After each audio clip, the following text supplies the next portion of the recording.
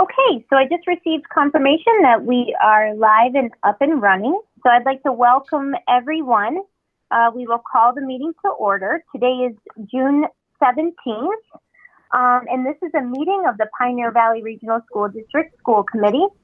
This meeting is a continuation of our June 10th, 2021 meeting, and it is being held via Google Meet in accordance with the Governor's Massachusetts March 12, 2020 order suspending certain provisions of the open meeting law. That law, or that governance, was just recently revised to have the option for meetings via Google Meet through April of 2022. The link to view the school committee meeting will be available at our website on PVRSD K-12.org. Or you can view it on facebook.com/BNCTV. And this meeting is being streamed live. So I will call the meeting to order. Oh, sorry, go ahead. Julie? Yes. It's Jeannie. Are you supposed to be hit your record button? Oh, thank you so much, Jeannie. Yes, I am to hit record in order to provide a backup here. Thank you. Let me try it. Record meeting. All right. Then I have to hit start recording. Then start again. It's Go ahead, recording. All right. Thank you so much, Jeannie. I appreciate it. Okay. So I will call the meeting to order. Take a roll call here. Or would you like to do it yourself already? You can start with Jim Bell. Jim is here. Raina Bernardston-Northfield, present. Alan Genevieve Warwick, present. Michelle Druso, Leiden, present. Jeannie? Jeannie Milton Bernardston, present. Like Robin has not arrived. Karen? Karen O'Neill, Leiden, here. Looks Mike like Townsley, Nathan Bernardston here. Thank you. Nathan Schwartz. Stephanie's not here. David? Oh, Nathan's here. Thank you. Yep. Nathan Schwartz, Warwick, present. And David?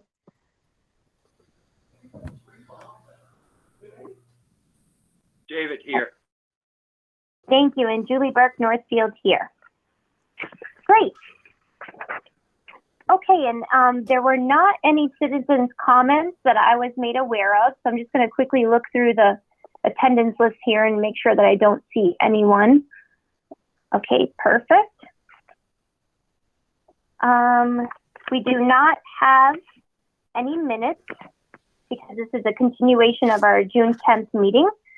We also reported out on our subcommittees at the June 10th meeting.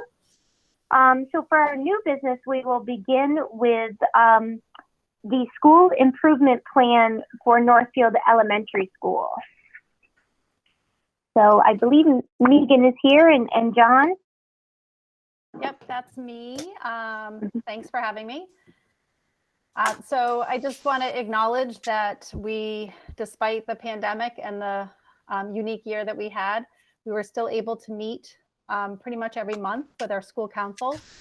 And I want to acknowledge those that served on our school council this past year. We had 2 teachers, Jen Edwards and Ashley Fogel. And we had 3 parents, Amy Grover, who was in her 2nd term, Jason Platic in his 1st year, and Ashley Zielinski was in her 1st year as well. And then we also had David McCarthy, who was our community representative. So we met monthly pretty much. And this was our year to revise and reestablish the next 2-year plan, which we did. And that has been sent to you. So I can, either you may have that up on your screen or I can present whichever you would prefer. Megan, why don't you go ahead and present? I didn't load that one ahead of time. I'm sorry. Nope, that's okay. I have my printout, but that won't help. All right, so once I do that, I won't be able to see you, so just holler if there's any questions. I'm Okay. just going to go, before I present, I'm just going to go over the 4 main goals and just a brief rationale for each of the goals. And then if there are questions or comments, I'm happy to take them. So let me just get that up for everybody. And can you let me know if you're seeing it? Yep, we can see it. Okay, and is it large enough or I can enlarge it? Make it a little bit bigger. How's What that? do you think? That's better. Okay. So again, those are the members of our team. If we scroll down, we have 4 main goals that we're looking at. We have our, as you know, we purchased the new English language arts curriculum, the collaborative literacy program. And so that's going to be a big undertaking for our K through 5 teaching staff. And so we have a plan to make sure that we are implementing that with fidelity and rolling that out in the best way that we can. Our second goal is to maintain a safe and supportive school with particular focus on inclusivity and meeting students' diverse needs. Our third goal is to develop a greater awareness of anti-racism and implement culturally responsive practices. And our fourth is to create homeschool connection that supports students in the safe use of technology, both in school and at home. So real quick, I'll just kind of go over some of the key components of our implementation of the collaborative literacy program. Training is going to begin even just before the summer starts. So we're going to make sure that we're providing adequate training for our teaching staff and our interventionists as well. Because we're taking on a new program, we're going to need to look closely at the assessment tools that we currently use, what we might want to, what comes as part of the program, and how those two will complement each other, or whether we need to make some adjustments in the sort of universal screenings that we do each year. We usually do a fall, winter, and spring series of assessments. So we want to make sure that those all fit together with our new program and make adjustments if not. We are looking at making sure, obviously, that we've got a new program. So we want to look closely to make sure that we've got the right kinds of interventions and that the interventions align with the programming as well. This is curriculum that will be both at Bernardston-Northfield and new to everybody or most everybody. So we're going to want to make sure that we have a way to communicate between the schools and be supportive and have some kind of sort of either whether it's a web page or a kind of blog or even just a digital folder where teachers can share ideas, tips, things that they've learned, you know, across the river, as they say.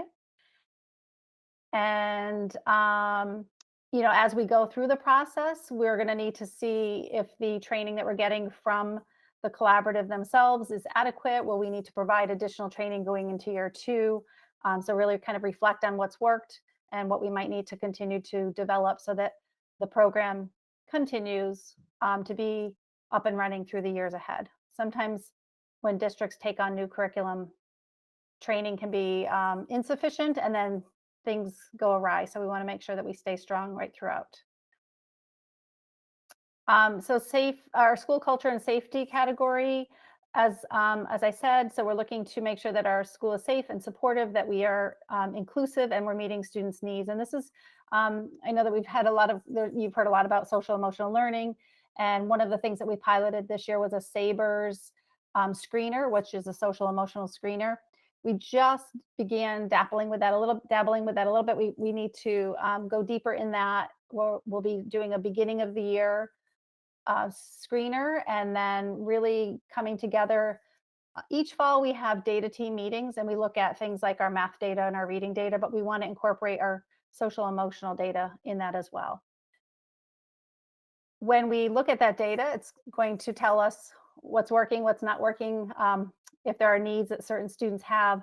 And so we need to make sure that once we have that data in front of us, we can support students with whatever they may need. So we'll be working together to make sure that we've got the strategies in place and the resources to provide interventions for students who may need them. few years back, before I was there, some of our staff were trained in Responsive Classroom, which is a school-wide sort of social emotional program and approach. And we've been talking, several staff members have been talking about wanting to revisit that and get some further training. It is expensive, so we're going to look at ways that we can maybe have some staff go to that training and bring it back to the school. So that's another part of that social emotional, addressing student needs and really creating a positive culture for our school. We're continuing to do that. Our third goal is around the work with anti-racism that we started this year. And so we're going to continue with that. A big focus next year is going to be our ELA work. So some of this work may need to happen more in our faculty meetings, as our PD calendar will be pretty full. But we're going to continue our work with understanding more about anti-racism, anti-bias, and making sure that we're providing culturally responsive practices and resources in our classroom. We're going to be taking a look at how to look at literature, children's books and such, and make sure that we can identify bias in books or stereotypes, and how to select books that do not have that. And in that, we'll be purchasing and building more diverse libraries in our school and our classrooms. And at some point when we're feeling like we've got a good handle on that, we want to also bring our families into those conversations as well. Megan. Yes. There are a couple of hands raised. Would you like to take questions now or at the end of the presentation? If I could just go through, I think it would be easier if I just go through this last one, and then I'm happy to go back to any of the parts, if that's okay. Absolutely. Okay. Thank you. All right. So the last goal is actually a goal that was on here before. So we have more use of technology than ever before, and with younger and younger students. But even before the pandemic, we were talking about internet safety and social media and cyberbullying and all of that. So we actually had a presenter. We had the Project Safe childhood program come to Northfield, and I believe they went to Pioneer as well.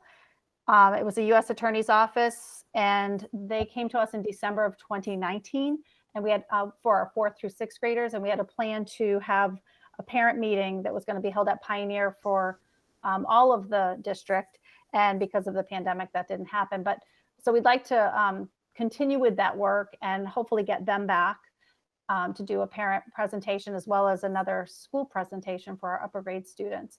So really this goal is about providing resources to our students, resources to our families, and getting some presenters into our school and our district so that everybody has a better sense of how to be safe using the internet and technology. So that's the overview. I'm going to stop presenting, but I'll still be able to see that, and I'll come back to see you guys for any questions or comments. Great. So I see that Alan has his hand raised as well as Michelle. So Alan, why don't you go ahead? Yeah, I just wondered, would you consider adding a goal, because it's going to be pretty significant, of how the staff and you will be working with 6th grade move up. That's a pretty, tall item to do in terms of engaging the parents and the students in the activities. And I know the district will be doing that, but it's going to take, a lot of work on your end as well as the staff in implementing different things. So I thought you might want to give that some thought as a goal, because it's going to take up a significant amount of time, and you're going to be doing it anyways. So you might as well, think it through with the staff and see what suggestions you may have, particularly for feedback to the administration and the various task force that will be, working on different elements of it. So I think you're a huge player in that and can have a significant contribution to it. So I'd ask to consider that. The other thing, there doesn't need to be anything around ELL or behavior. There was talk about there may be a need at your school. Is that not really necessary? Or if it is, you might consider lumping it under support services or something, and if there's some specific things you're going to implement. Well, thoughts? Yeah, well, in terms of ELL, we have staffing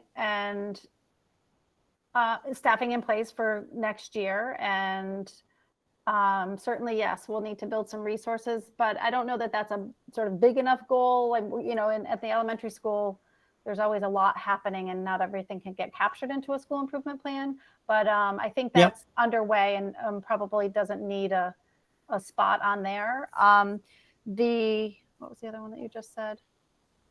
Behavior. Oh, behavior.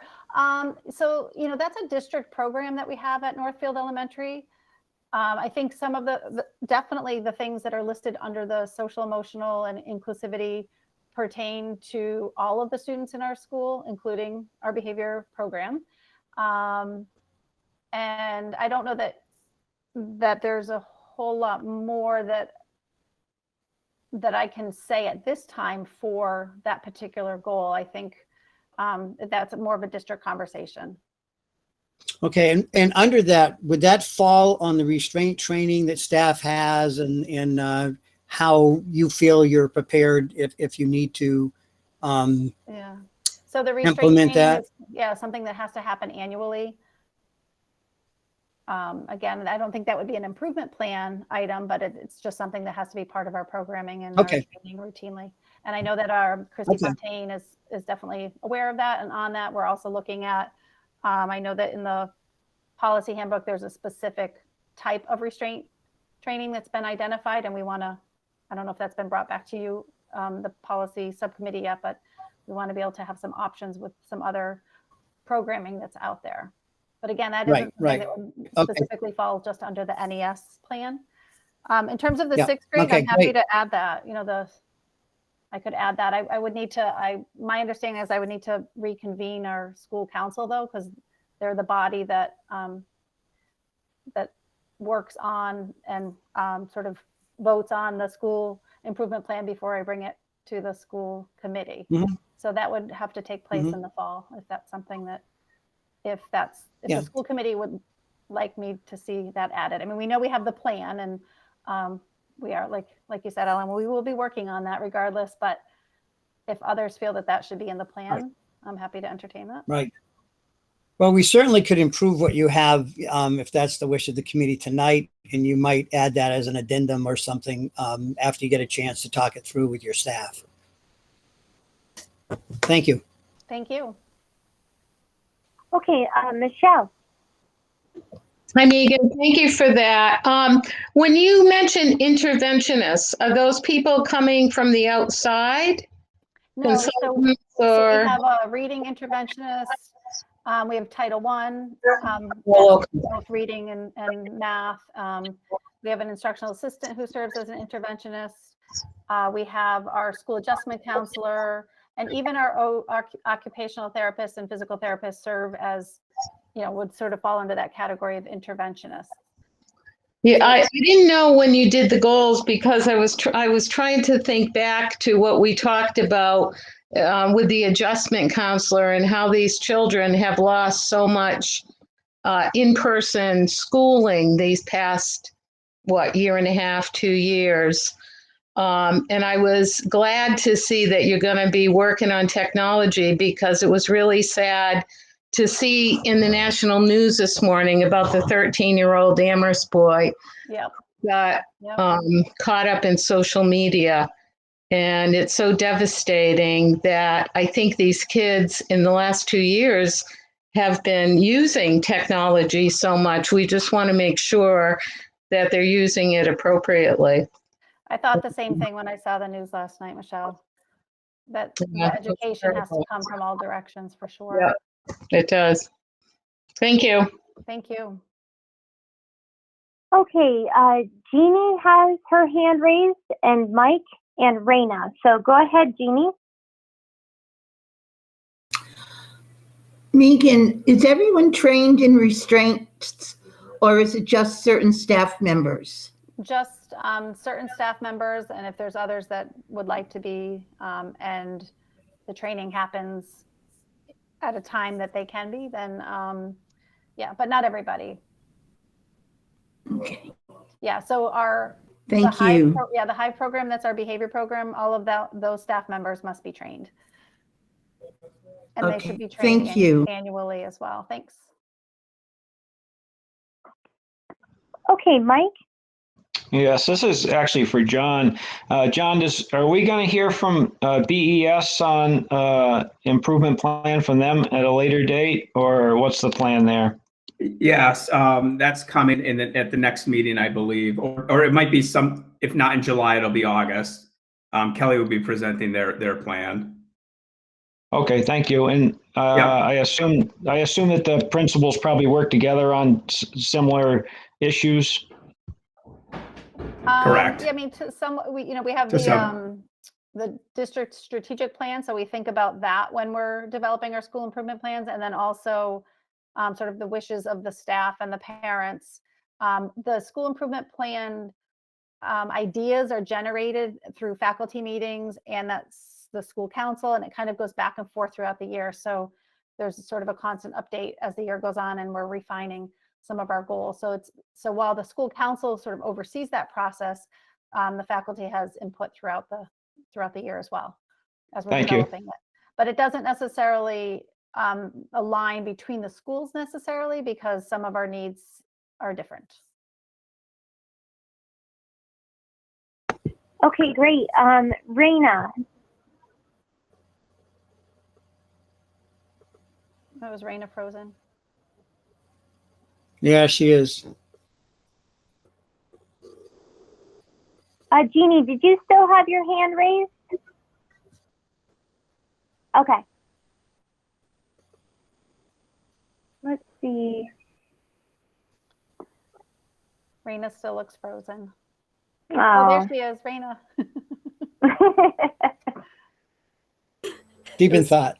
Unfortunate timing for my internet. So I just want to thank you for presenting the plan. And I just had a quick question about the, you mentioned the social emotional data that your plan is to hopefully integrate that with the other assessment data that you collect throughout the year. And is your goal also to share that information with the families? Because I know from parent-teacher conferences, they'll sometimes share scores on, math and reading assessments, but is that? Yeah, so we haven't, that's part of the work ahead of us, is to understand what the data offers us, and then how do we interpret that data, and how do we use it to support students, which then in turn would also support families. So I think the answer is yes. How that will pan out, I'm not sure yet. And certainly if there are concerns, red flags, things like that, we would be reaching out to families. If it's a matter of a student needing to be, whether long-term or short-term, connecting with our school adjustment counselor, she would always reach out to families to check to see if that's okay that she meets with a student, if it's not just like a one-time conflict sort of thing, but if there's a recommendation for some ongoing support, she would reach out to the family as well to check first and see if that's okay. So yeah, we'll have a better understanding as we have more time to understand that data more and how we can use it to support students. Great, thank you. Thank you.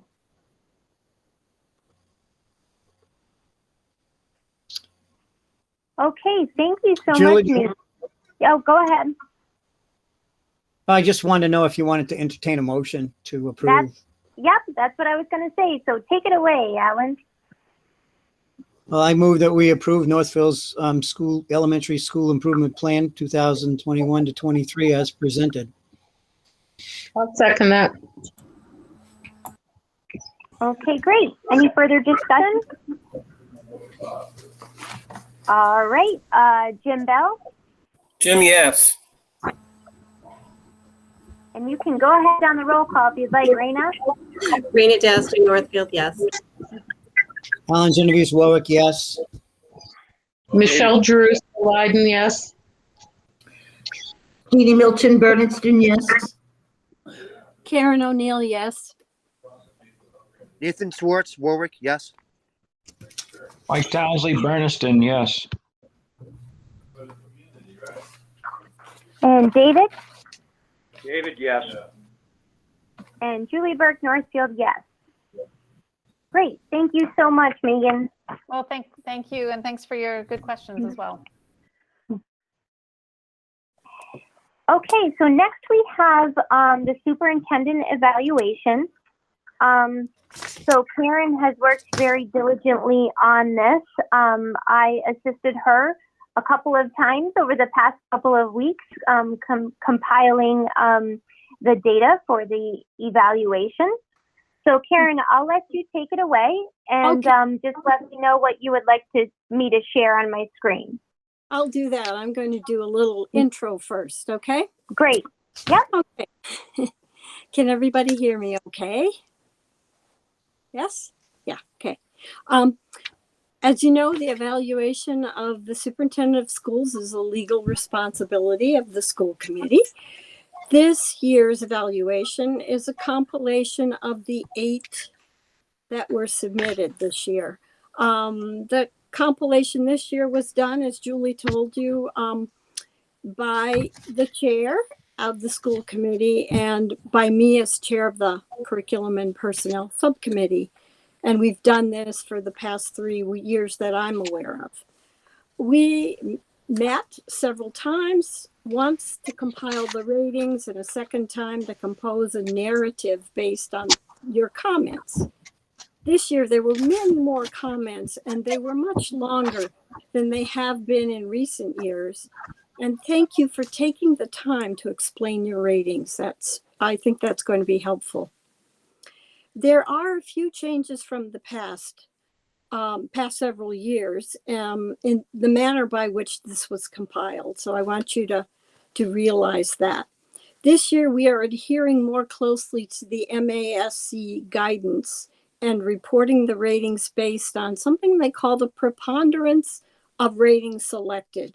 That is, it is usually the rating selected by the greatest number of individuals.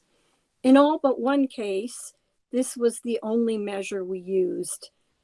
In the past, we've done sort of a numerical averaging, giving each category a number and adding it up and dividing, but this was their suggestion and it makes sense. Second, we have not included comments in the readout in recent years, but rather we distributed people's original written evaluations to them and invited them or allowed them to comment from their evaluation papers. But obviously we couldn't do that this year because meeting remotely doesn't allow us to do that. So again, following MASC guidance, we compiled similar comments written by at least 2 of you. So 2 or more people had to have a similar comment for it to be included in the compilation. If at the end of the readout, any of the evaluators feel their voices were not heard, you can share your comments. Admittedly, this is not ideal, but it's not unlike last year's restrictions. At the end of the readout, the documents become part of the public record and will reside in the central office. At the end of the meeting, I will email you to all of you copies of the ratings and the comments. Okay, I'm ready for the first one. Okay, just give me a second here to share my screen. That would be the one that says step 1 at the top or near the top.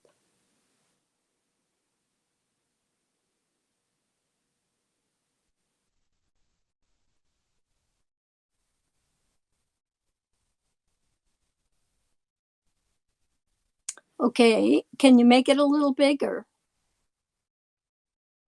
I will certainly try. Great. Let's see. Does anyone have, hold on, let me try this. Did that help? Yep, helps me. And I'm on a little screen, so I hope it also on the top left. Yeah, that right there. Is that better? Yeah. Mm-hmm. Great. Okay, so I can no longer see if hands are raised. So Mike, if you could just let me know, or certainly anyone can let me know if we need to. I'll just be in charge here of sharing my screen. Sure. And along the way, if anybody has a question for me, please raise your hand and I'll be able to see it. Okay, so step one in the evaluation was to assess the superintendent's progress toward goals. For the first goal, which had to do with professional practice, according to your evaluations, the superintendent met his goal. The range of responses among 8 evaluators was some progress to exceeded the goal.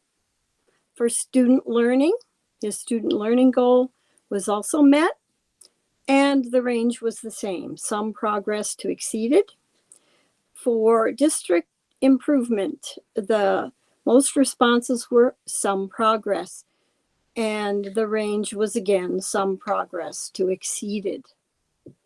Okay. Step 2 was assessing the superintendent's performance on standards for instructional leadership. The superintendent was rated proficient, and the range is in parentheses, needs improvement to proficient. In management and operations, proficient. The range again needs improvement to exemplary. Family and community engagement was rated needs improvement, and the range was needs improvement to exemplary. Professional culture, rated proficient, and again, the range was needs improvement to exemplary. Step 3 was to use steps 1 and 2 to give an overall summative performance rating, and the rating was proficient. The range again was needs improvement to exemplary. Step 4 was evaluator comment. But what was that? As we move forward here, I'm going to give the comments in the following order. I'm going to give the comments for the performance on standards first, and then the overall comments compilation from step 4. Okay, under instructional leadership. Go ahead. Nathan, if you could go on mute, please. Nathan, mute, Yep, sorry. please. There we go.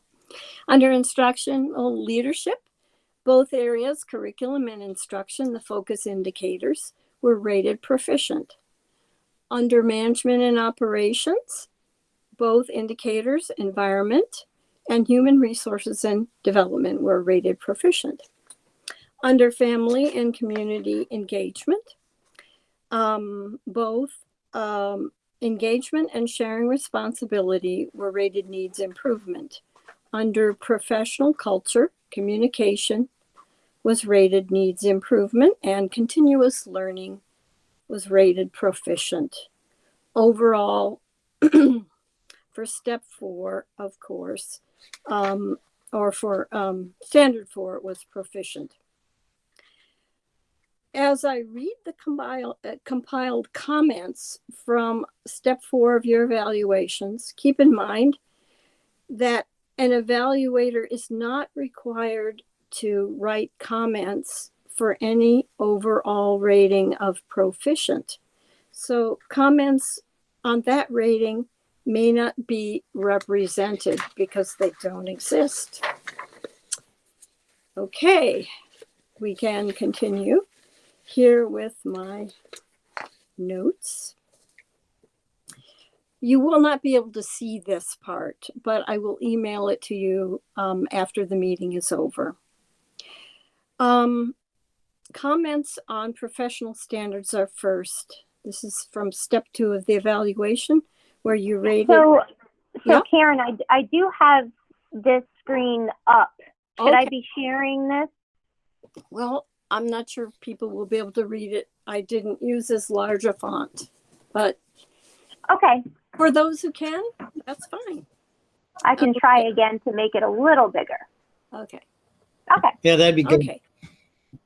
All right. All right. So this is from your step 2 of the evaluation, where you took each of the professional standards and wrote comments if you wished or if you needed to. And the only one that appeared more than once was a research-based English language arts program was field tested by elementary teachers and adopted for implementation in grades K through 5. Okay. For management and operations, the committee recognizes the work done to meet the challenges of the pandemic with the following observations. Safety protocols were planned and implemented, making school ready for modifications during pandemic-imposed changes. Work was done to seek agreements in union contracts to adjust for safety of employees. Additional work was done toward compensating instructional assistants for additional duties performed with the splitting of classrooms. A social emotional learning specialist was hired. Communication of changing strategies within schools was achieved through monitoring and emails. Now for family and community engagement. By far the most common concern in this section was for insufficient community engagement during the discussion of the 6th grade transition, including addressing specific issues raised in a letter from Assistant Commissioner O'Sullivan. On the other side of the communication issue, we acknowledge the very good communication with families as plans changed with the pandemic changes. We noted that options for communication in general were limited by pandemic health concerns, that is, limited to email, phone calls, and virtual meetings. Professional culture.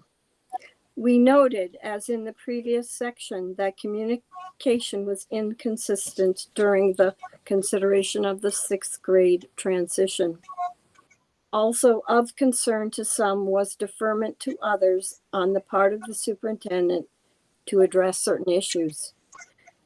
Some noted that communication was sometimes clear and concise on some topics, but not on others. That ends step 2 comments. And this is the comments compilation from step 4, the final part of your overall evaluation. The committee is not united in all of the thoughts compiled here, but no comment is unique to just one member. We are concerned about outreach to the community regarding district initiatives. As one member put it, quote unquote, communicating with stakeholders about proposed changes to PVRSD is essential to the adoption of changes. We've raised questions regarding how the construction of the outdoor classroom has been conducted. Quote, I feel the outdoor classroom is another example of moving forward without having all the facts. Approval by the school committee regarding this construction process is questionable. End of quote. We see the district continue to differentiate itself from other nearby districts and growing toward our goals. Quote, John's schedule has brought healing and innovation to a school district badly in need of both, unquote. We acknowledge a working relationship that seeks to make a difference for all children. Quote, working together, we will make a positive difference for children, and the superintendent appears committed to this objective, unquote. The pandemic has imposed limitations during this evaluation cycle. Quote, against a backdrop of an extraordinary year of additional challenges, the superintendent has led the district through several curricular and support changes, all tied directly to the district's mission, its stated vision of a student-centered education, and its commitment to being a place where each individual's needs are taken into account while maintaining community within the classroom. Okay, that concludes my presentation. And you please feel free to make comments that if you didn't feel your voice was heard, and initiate a discussion if you'd like. Thank you.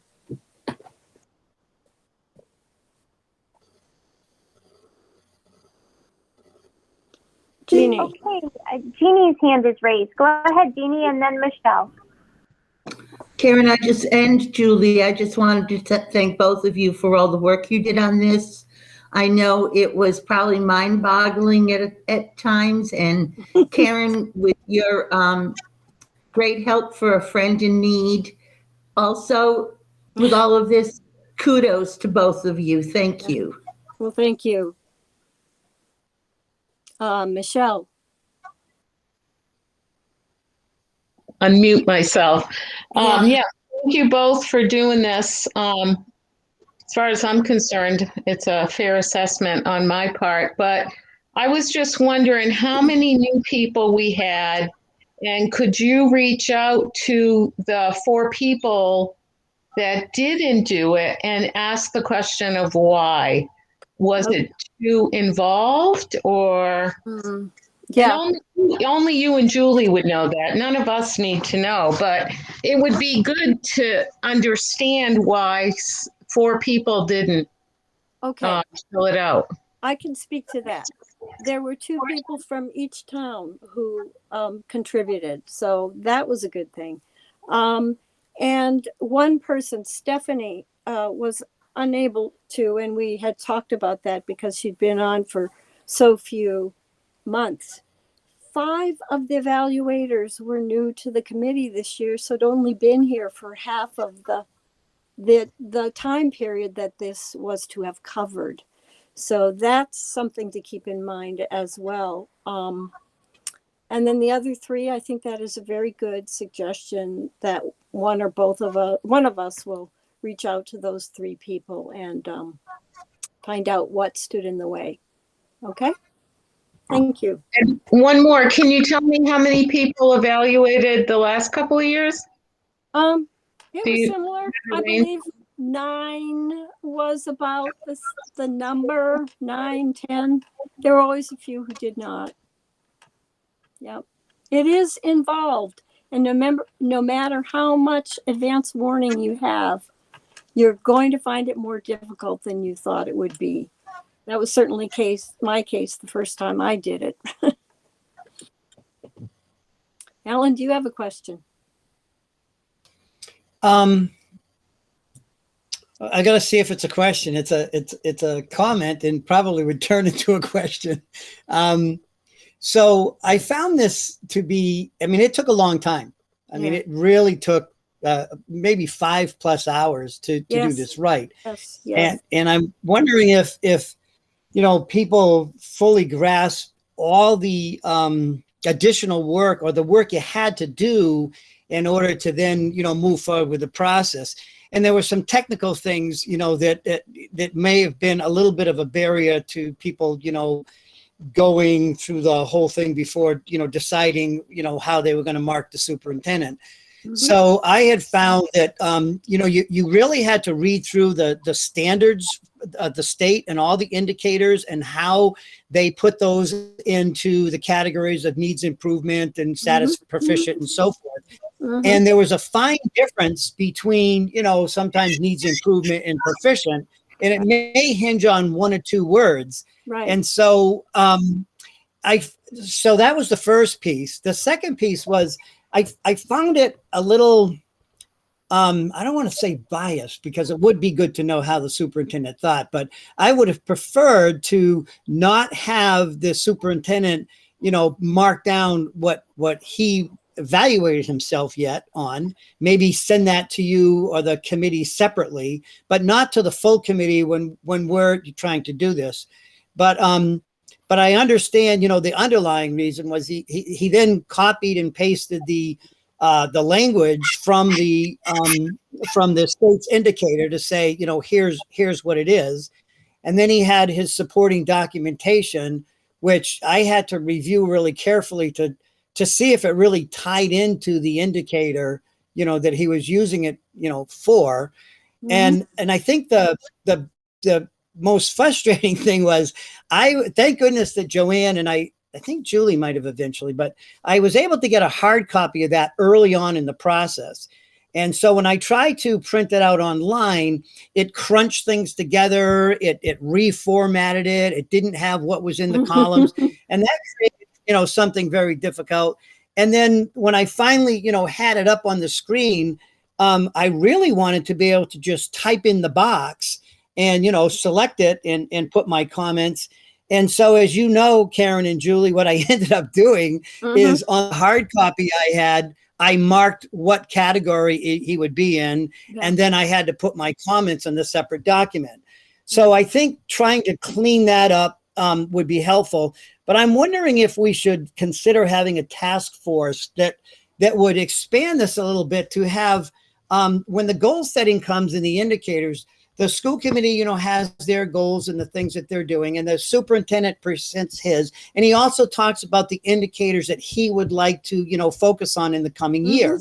Yes. And so we sort of do this collaboratively in the beginning process, maybe July or October, or maybe first thing September, but to hear, here's what he would like to choose as the indicators, and talk about the initiatives he's doing and how those indicators, will be fulfilled in the work that he's doing. So that would give us a heads up, and it would also, so we're not getting bombarded at the end. He could, along the way, in his notes or whatever, have on his, how he does those nice little superintendent reports. He could have a little section that said, for indicator 3, please note the following. And so we're sort of kept abreast that, he's collecting his data, which I'm sure he has a file and he just keeps putting it in and then shares this at the end. He could sort of be sharing that with us along the way. And then the final thing, Karen, is to have a 360 review, which would be easy enough to do in an anonymous survey to whoever wanted to participate for the administrative staff, something really simple. There might only be like 5 or 6 questions or whatever to get feedback from the administration, from the and maybe you could, this would be a task force to talk about, is there a way for parents or the community to just, give their comments. So I think all those would be helpful in giving the superintendent, kind of a broader view, because the whole goal here is to have somebody, become more successful and to know what areas and suggestions that people might have that, he would take under advisement, moving forward. So I think a 360 review might be something to consider. So I guess I would ask Julie to maybe chew on that for a while, let it marinate, and maybe think about that sooner than later. So those are my comments. I guess it wasn't a question, was it? No. But you may want to, you may want to put that in writing and send it to her. I wanted to listen intently and I was not taking notes. But that's what we have Ann for, I guess. It will be in the minutes. Alan. Thank you. Thanks. Raina. Yeah, thank you for taking the time to do all of that work, Karen and Julie, and to read my crazy my little scratch handwriting. Remember, I was a teacher for 42 years. So I just had a couple of questions. I was wondering if John will get a copy of the forms that we filled out, or just the compilation of the comments. I can answer that. They have to go to the central office. Okay. So I imagine you would be able to go there and make a copy of all that you would like. Okay. Is that right, John? Yeah, that's correct. They come to the central office, Raina, so I can always make a copy. Okay. No, I was just curious. I mean, I think evaluations are always kind of a challenge from both the point of view of the person being evaluated and the person doing the evaluation. So, I think it's an opportunity to get feedback and I sort of see the evaluation process as a way of seeing, getting an outside viewpoint. You have your own sort of self awareness and of what you might feel like you need to improve and not improve. And it's always interesting to hear that outside viewpoint and to get that feedback. And I see it as an opportunity to really give commentary, and it's hard to sort of check a box of proficient needs improvement without giving more information about where that's coming from. I feel like the comments are more helpful than the box that you check. So that's my 2 cents about it.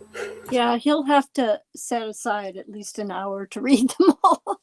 There were so many, and some squeezed into the space, right? So, is there anything else? Jim? Yeah, I just wanted to thank you two for doing it. I hate filling these out because if you say rubric to me, I want to shoot myself. But what I wanted to do is try to present a bigger picture. And do people remember what it was like in the Pioneer District before John Scatchell came? I think that has something to do with the evaluation. I think that's something that we really need to look at and focus on if we hadn't. The other thing, we talk about participation. I just want to sort of speak my frustration. There were 4 school committee members at Pioneer graduation: myself, Rena, Karen, and Julie. And that is very disturbing. So anyway. Yep. Mike? I was away on vacation, just so you know. Once in a while I get away, but I make every meeting. Thank you. Okay. Thank you very much for your attention. Yes, thank you, everyone. And I want to give Karen, I know that I've been mentioned as getting credit for this, but Karen really did 99% of this work. And this subcommittee assignment is really a significant one. So thank you so much, Karen. I was kind of the, we just met and compiled things. So thank you, Karen. You're a blessing, and we greatly appreciate you. I know I can speak on behalf of everyone when I give that feedback. You're welcome. So moving on here, as long as there's no further discussion, I don't see any more hands raised. Julie, Okay. do we have to vote? Julie, do we have to vote? Karen, I guess you've been around for a while. Do we vote to accept it? Because this was a population. So shouldn't we vote to accept the superintendent's evaluation as a committee? Yes. Yes. Oh, thank you, Alan. No, I appreciate that. Okay, so I would move that we motion? accept so moved. Oh, Karen, Okay. why don't you make the motion? Let Karen make the motion. Okay, I move. Just one moment, Karen. One moment. David has his hand raised. Oh. I wanted to make sure that he got his chance to speak here. David? David. I'm doing it from a phone, and I've cast the phone to my TV, but we saw this. So maybe we should actually spend a little more time with it and bring it up at a subsequent meeting. I don't want to abstain or vote no, but I like to suggest that option. Except that we have to do it by the end of the month.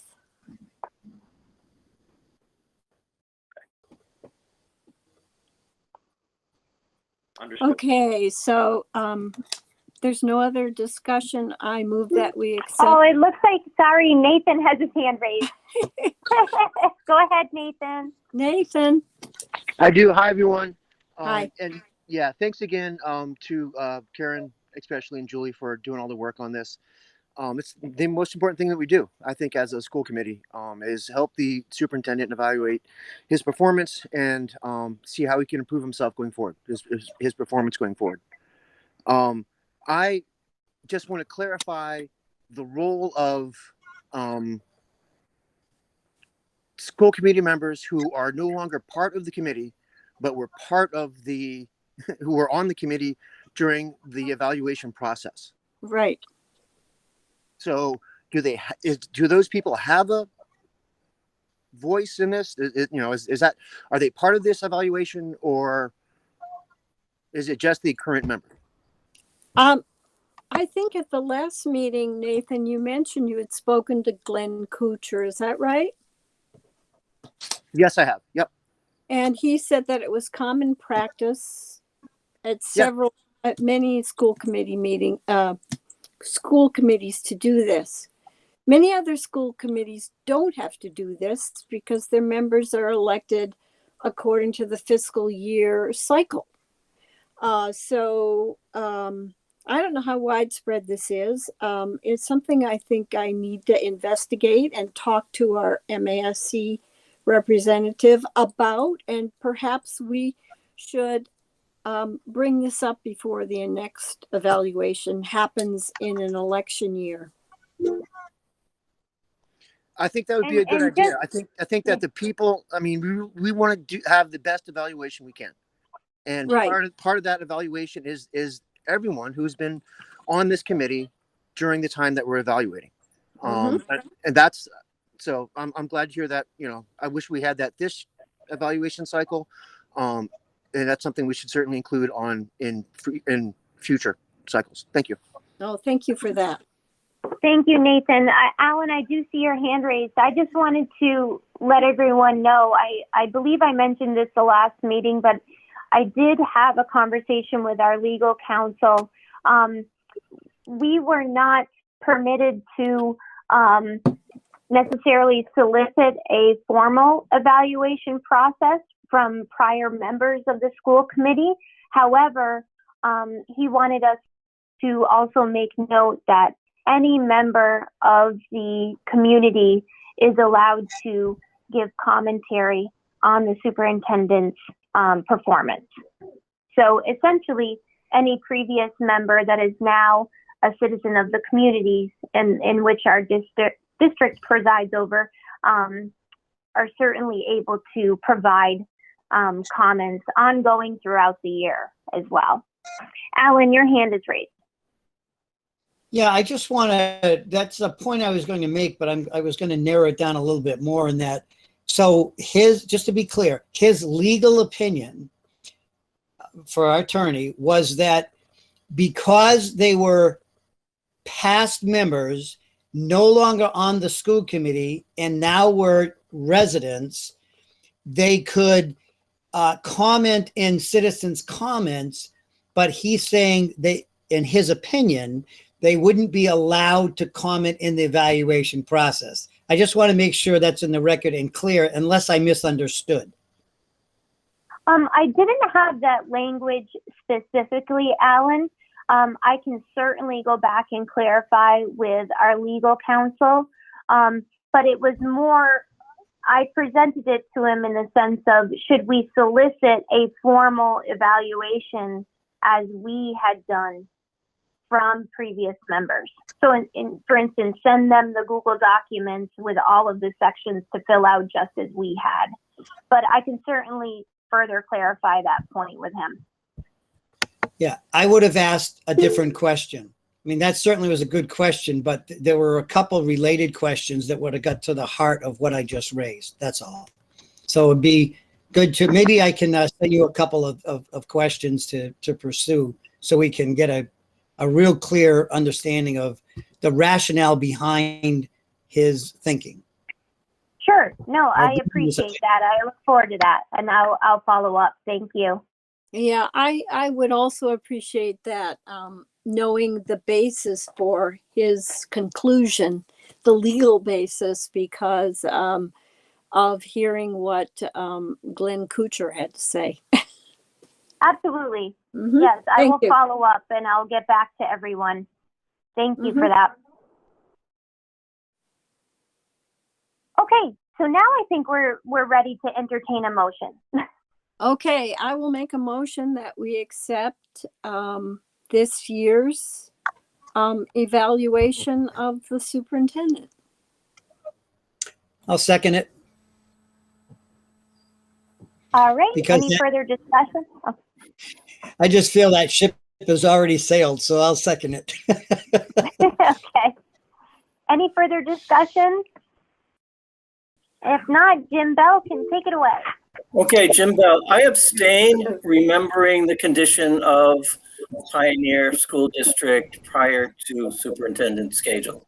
Thank you. And actually, Jim, in that same breath, I apologize. I wanted to read a comment. Claire Brennan had noted that she also remembers when previous administration, and she says it was terrible. It is so much better now. So I wanted to make sure her comment got read. Okay. I really want that mentioned because it was unbelievably horrible, and it is so much better now. It's just 100% better. I just wanted to make sure that everyone heard that. Thank you, Claire. I appreciate it. Okay, so Jim Bell is abstaining. Raina? David Raina, has his hand up. Northfield, yes. Oh, okay.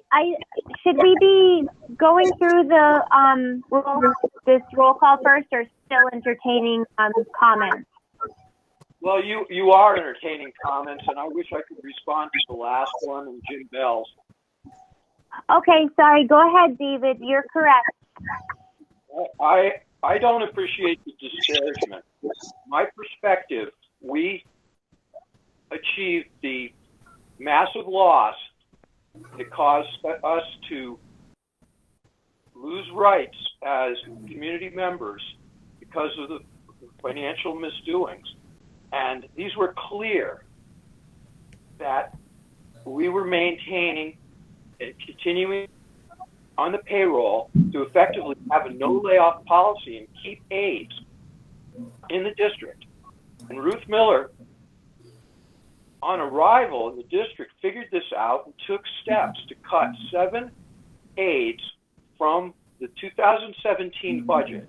And war broke out. Yes, it was hell. And I don't know why she never sued the committee, because she'll never work again, and we keep up doing this stuff.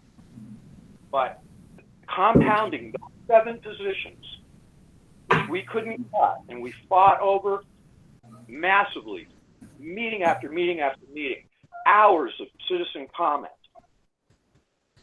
The result was that we baked in unnecessary expense that over 3 years compounded to the $500,000 that we would have saved had we done what it took to make those cuts at that time, hard as they were. Instead, we did 3 years of battle, went over the cliff, and we find ourselves one step away from receivership.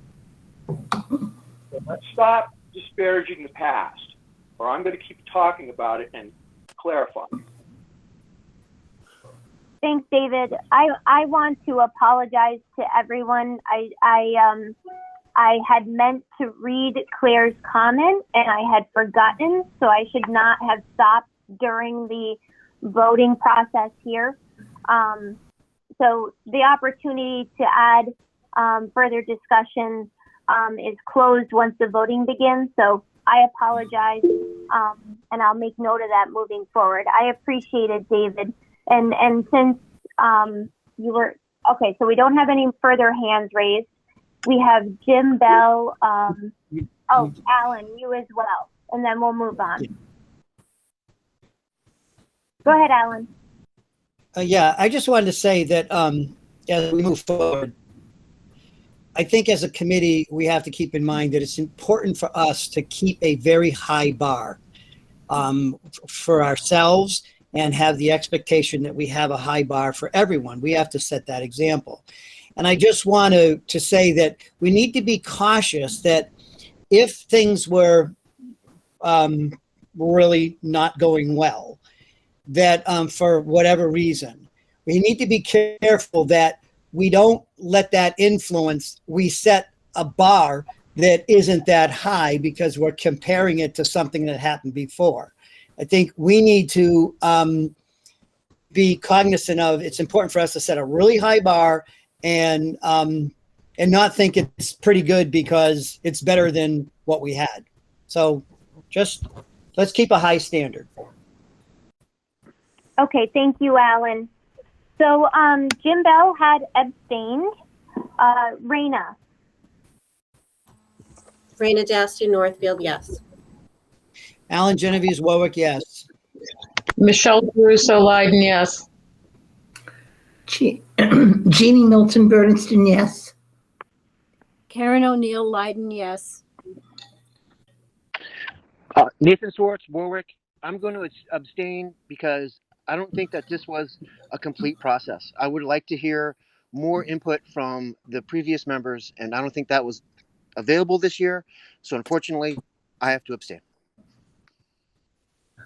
David Young, yes. Mike Townsley, Bernardston, yes. And Julie Burke, Northfield, yes. Okay, thank you, everyone.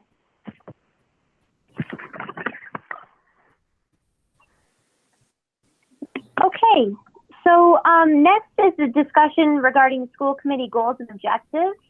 I really want to be mindful of time this evening. I did take the opportunity to compile everyone's goals that they had sent me. We really have some excellent feedback here. What I did was I put it all in a Word document with all of the same font. We did have some common themes with the goals. I wanted to get a feel for from the committee members as to how you feel it's best to narrow it down to, I think perhaps, 3 to 4 goals is perhaps our limit for the upcoming year. I can go ahead and share my screen and share the goals that were given, but I could also send them out to the committee and have you vote on which ones you would prefer. It can almost be a tabulation as to which ones people speak to people the most. Jeannie, your hand is raised.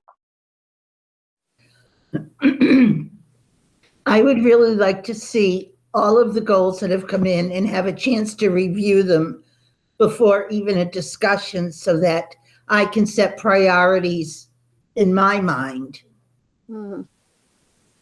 Okay, thank you. That's great feedback. Does anyone else share that opinion, or is there further discussion regarding it? Yeah, Karen. I think that's a great idea. Thank you. Okay. Alan? Yeah, and I would ask us, maybe what we'd want to do is go over all the goals and get clarification if people want to speak to them, and then let that marinate for the next meeting and give us some think time, and then come back, maybe send to you how we rate them or something, and then come back, and then we can have a more focused discussion. And maybe some of these would fall under a bigger umbrella as part A, part B. But I agree with Jeannie. Let's get them all out there, see what they are, and then not necessarily have to do anything with them tonight. But this is the first time we're seeing them all. So would everybody like for me to share my screen now and share some of the goals with you, or would you prefer that I email them out and then you review them on your own accord? Perhaps each of you choose several, and then I can take the group consensus on them. Jeannie, your hand is raised. My preference would be to have you email them to me and to get my act together before our next meeting. Okay. Karen. You're on mute. Thank you. Thank you. I don't mind having them shared on the screen as long as it's limited to questions that clarify. No comments, no anything else. If we begin to go astray, we need to quit and go with Jeannie's option. Thank you. Okay. Alan. Yeah, I agree with Karen. What I'd like to do is get them all up there so we can see them all and make sure we understand maybe the rationale behind them for asking that. I think it's really important that we can have a discussion to at least clarify what the goal is, and then get an email, and then we have more of a context of which to start to evaluate them instead of we're doing it in a vacuum. Otherwise, we come back with clarifying questions at the next meeting.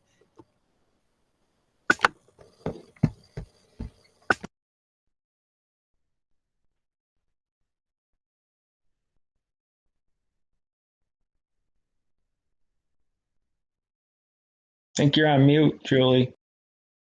Nathan, are you on mute? I was. Yeah, I agree. I think that the best way to approach this going forward is if there are any like basic questions that people have on the comments, address them now. Let's all think about it and then approach it again at the next meeting. Thank you. Okay. So why don't and I just realized I went out of order on our agenda. I apologize. Would you all mind if I did the goals now and then the district calendar, and then we should be able to adjourn? Okay.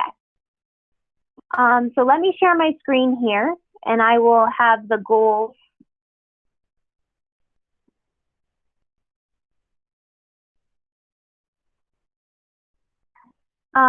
Just keep in mind, and Mike, if you could please keep an eye out for hands being raised, because I cannot see anything but what I'm sharing here right now. Please keep in mind, I actually don't remember who wrote which comment, which goal, but I'm certainly not intending to single anyone out if I ask for any clarification, nor do you need to be the one to identify yourself as creating the goal.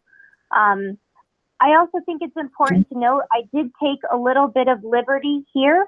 If some of the goals mentioned any school committee members directly, I did remove their identifying information just for the purposes of, to protect confidentiality. So if I made any grammatical changes, it was just what the document prompted me to do.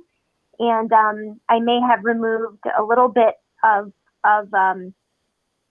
your original work in order to protect the integrity of the school committee as a whole. Could you make it a little bigger, please? Could you make it a little bigger, please? Thank you. Yeah, let me try. Good. Thank you. You're welcome. Okay. Yeah. So this first school committee member mentioned having set agenda items for the next year of meetings. So proposed agendas, this will provide framework for planning, and then unexpected or urgent items will require a special meeting beginning in the fall. And then provide additional avenues for feedback from the community and district activities. So this would be via the form of data collection, which we could utilize SurveyMonkey or Google in order to get a sample of objective information from community members.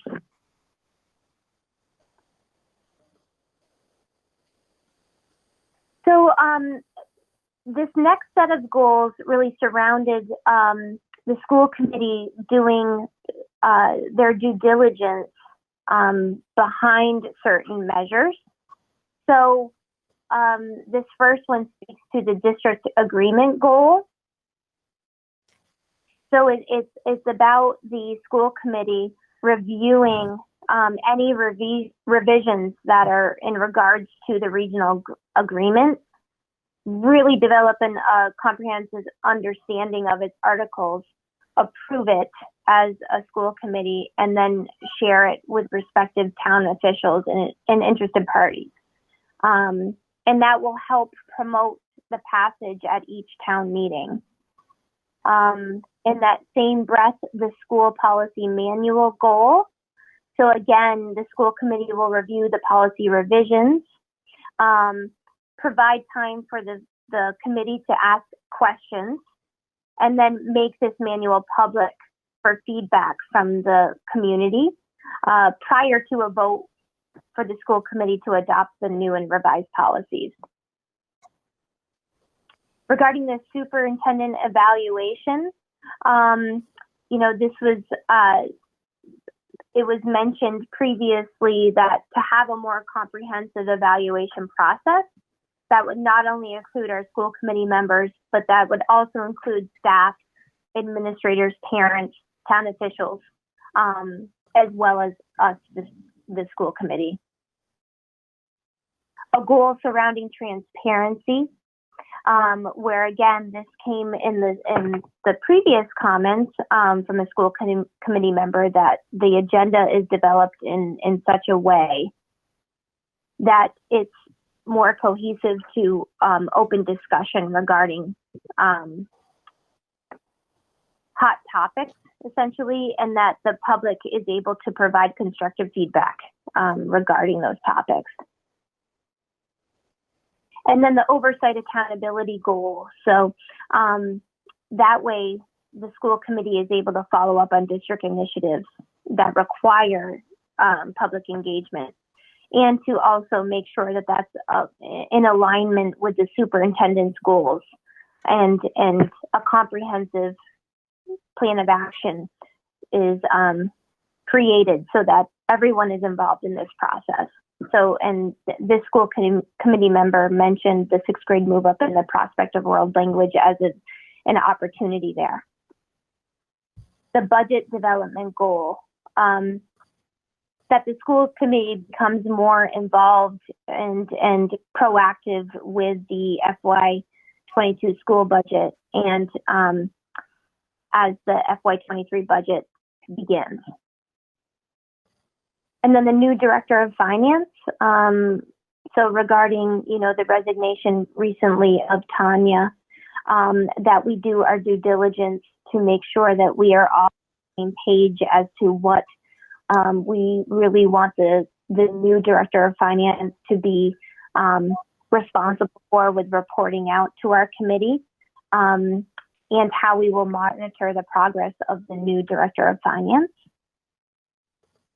And with the quality education and sustainability goal, that, and this is just my own comment here. So, our mission is to make sure that we are enhancing the academic achievement of the students in the district.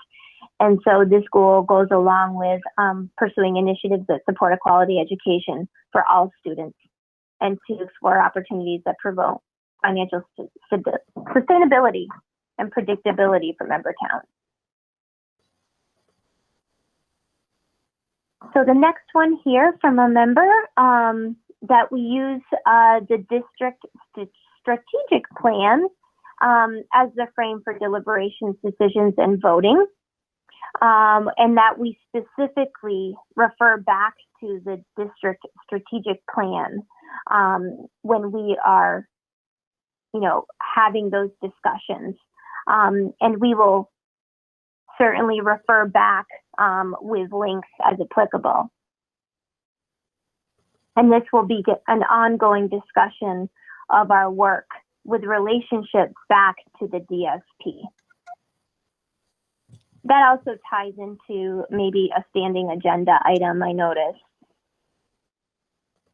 And this was mentioned as well this evening, that perhaps the goal was to work collaboratively with the superintendent in the process of setting those district improvement goals.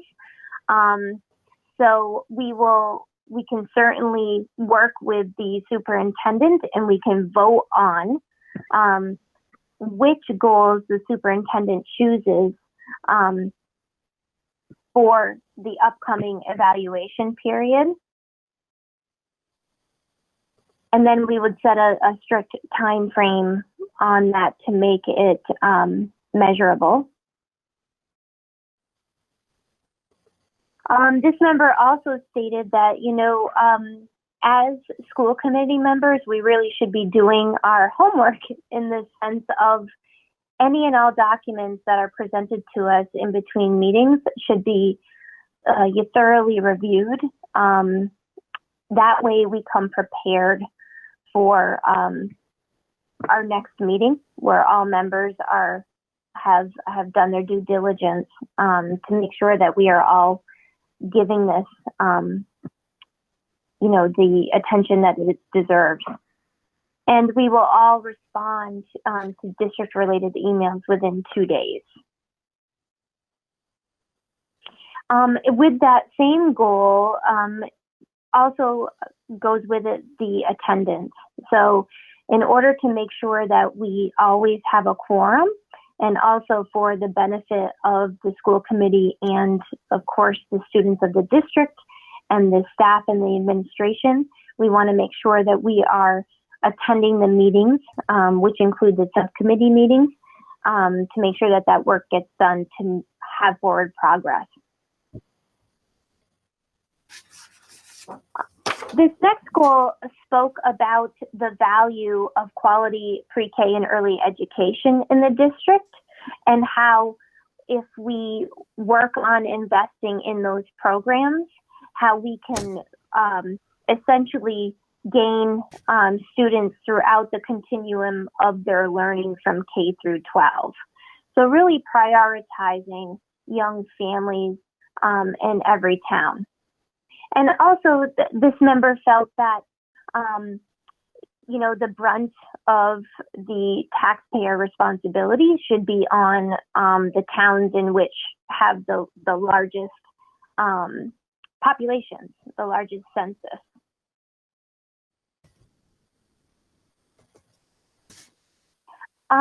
This next member felt that it was important to make the sixth grade move its own goal for the upcoming year for the school committee. And that budget and planning, including course recommendations, that we must be taking that into consideration when we are in our budget meetings. And community relations. So again, this is another comment that I saw this as a common thread in our goal discussion, that we should be, really focused on what the community is wanting to see for our school district. And this can be achieved through surveys from the community and in various other ways.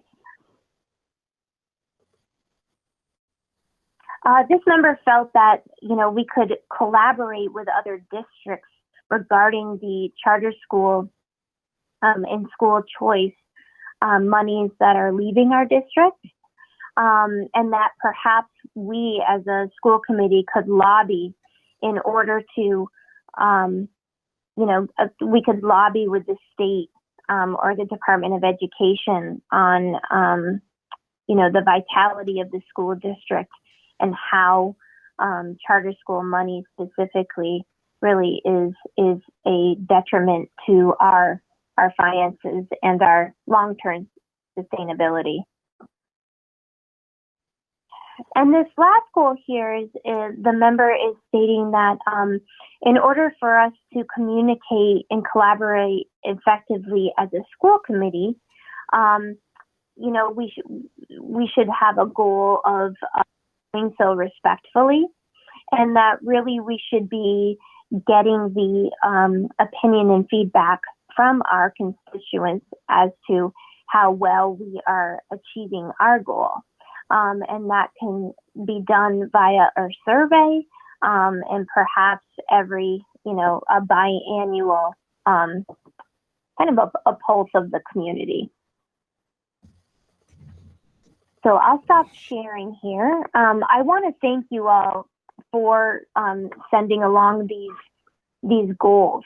I think that they all have merit and value, I will certainly send these out to the entire committee, and I will number them, and then perhaps you can certainly send me back the number, maybe your top 3 that you would like to see perhaps adopted. But I'm certainly open to having a discussion regarding any of these goals at this time. Alan, you have your hand raised. Yeah, I don't know. It ties into one of the goals that talks about the director of finance or operations, whatever that official title is. I'm wondering if you want to consider, or the members want to consider, having a special meeting dedicated just to looking at how we're going to go about replacing that person, so it doesn't get bogged down with all kinds of other business. It would be good to have a dedicated meeting, talk about it, come up with what we think the options are, the criteria, how we'd like that process to be set up, and so forth. So I hope that you'd consider that, or the members could maybe get a date sooner than later, because we don't have a lot of time. And so that's one way to tackle it fairly soon.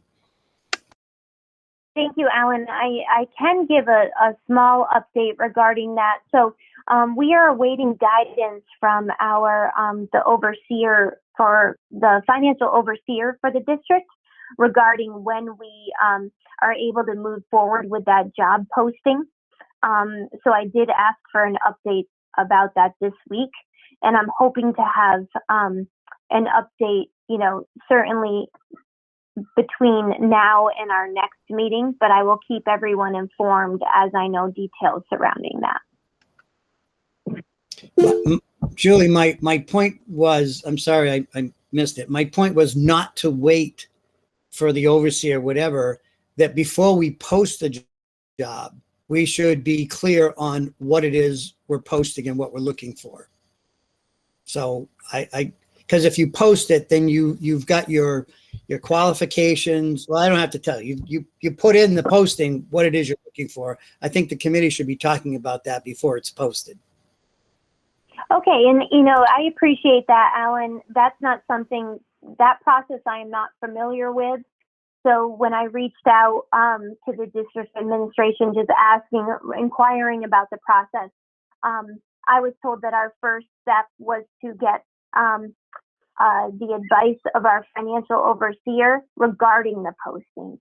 So yes, I'll certainly follow up with that, and we could, if necessary, in order to create a posting, I can certainly call for a special school committee meeting just to address that. Thank you. Michelle, your hand is raised. Yeah, I think we need to have some serious discussions about the position, because it's my understanding that Tanya's one-year contract changed. And so I wouldn't want us to see us post what her latest job description was, if that meant, for example, that she wasn't supervising anyone anymore. She didn't have anyone reporting to her. I mean, these are huge decisions that we really have to discuss for the future of our district. So I just wanted to mention that.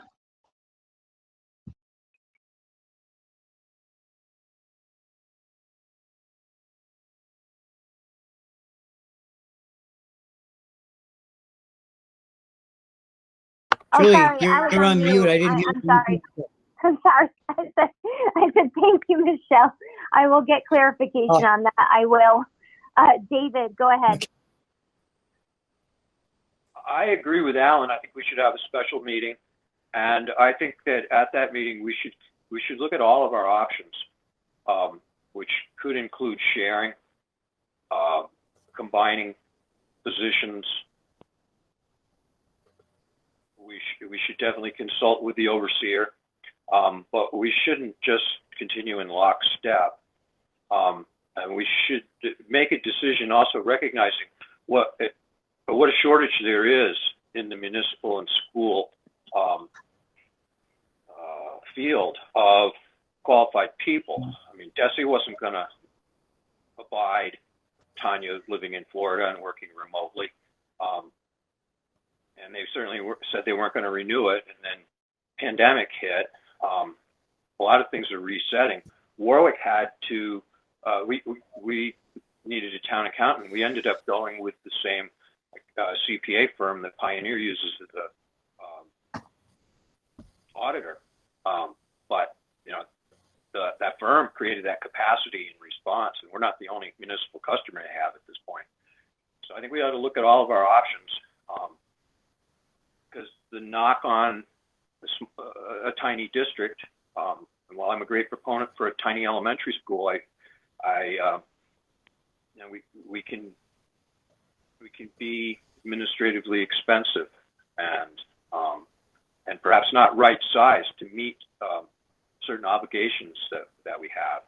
So I think special meeting and consider all our options and Jonathan's recommendation. Okay, thank you. All right, so I wanted to get a sense, is everyone in agreement that I can email out the goals? And then if you could please, I will number them. And then if you could please just reply to me and give me your top three. So I see nods of heads. Okay. All right, thank you all. And our last, Julie? Yes. Julie? Go ahead. Do you really want to limit it? Do you really want to limit it to three? You know, it's Again, kind of arbitrary. Certainly no. This is up for discussion. If you want to number them all, and I can certainly. I just know that we don't want to set our sights too high. I'm all for being an overachiever, that's sure. But how many goals are reasonable for this committee in the coming year to reasonably achieve? I think a lot of them that we have, we're going to be doing anyway, so we might as well do them and get credit for them. And also, you know, they're on the top of our list. For example, you know, the policy one, a lot of work has been done, but there needs to be finish up work. I can't, you know, why not have that? It's basically the cleaning up of that and maintaining the commitment that was started with Karen or the previous committee or whatever. The same thing for the regional agreement. You know, we need to make sure that we complete that process, and then we're going to be doing it anyways. So if you might want to just prioritize instead of just give us three, just put them all in order and then see how they all lay out. But those that we're going to be doing anyways, I guess I would say to the committee, consider you might as well have them, because it's not going to be any more work. What it is going to be is making it clear to the public what it is we have established as goals. Because let's say you don't have the district agreement or you don't have policy, we're going to do it anyways. But if we have it right out there as a goal, everybody knows we're doing it. And it is what it is. So I don't think we have necessarily too many or limit to three. Okay. Yeah, I don't mind at all if you want to rank them. And then that can certainly, once we compile how many 1s, 2s, 3s, 4s, 5s we have, we can then, you know, discuss that at the next meeting. Now, Nathan, I see your hand is raised. It is. Thanks, Julie. I just.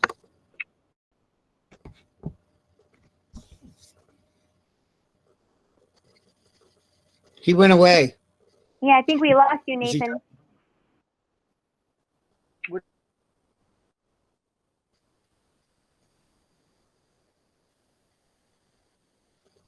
Unfortunately, his screen is frozen.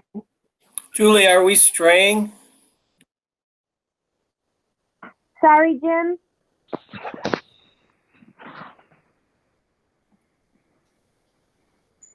No, we're right. Sorry, my phone went dead.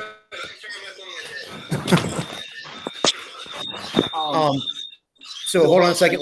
I gotta turn this off.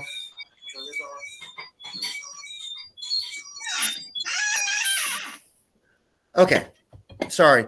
No, as we think about this, it's really good that we're thinking about the short-term goals that, like, you know, in the next couple years that we want to attain. We also, I think, I would like to establish what we're doing, like what we're going to commit to as a district, like to let the stakeholders know, like this is our plan going forward. I mean, not just for right now, but this is, kind of what we're about and what we're going ahead with. So I just, yes, short-term goals are great, but we also need a longer-term vision. So thank you. Thanks, Nathan. Okay. So next year we have the school committee FY22 calendar. So that is the last agenda item that we have here. So let me just pull that up here on my computer.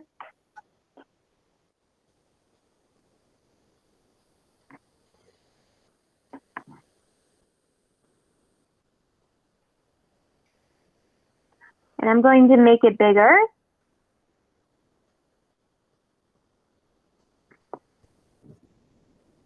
Oh, it may have jumbled. Did it jumble?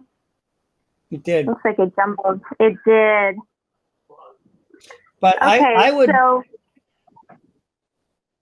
go ahead. I was going to move that we approve the calendar that was presented, meeting schedule 2021-22, and if it gets a second for discussion purposes, and then you can go from there. Okay. Is there a second? Sure, I'll second. Okay. I actually have, I can't see anyone's hands raised, so Mike, if you could help me out here. A couple of points that I wanted to make. First is, the governor did extend the remote meeting guidance through April of 2022. Now, I wanted to have a discussion regarding that with the committee. My personal feelings about it as a committee member is that I completely appreciate the convenience of not having a commute to and from committee meetings. But I also feel that a lot is lost by a remote meeting. There's a lot to be said for being face to face and being able to communicate with each other and have a sense of collegiality and Julie Allen's got his hand up. Okay, I'm just going to finish my thought here. So I did want to put that out there to everyone. We certainly can have in the upcoming school year here, starting actually with our July meeting, we can have a mixture of remote or in-person meetings. We can have all in person. We could have all remote through April of 2022. So this certainly isn't something that I feel that anyone should impose. I want it to be a group decision. And my second point is that the Thursday, July 8th meeting, that does fall on a holiday week. So Independence Day is celebrated that week.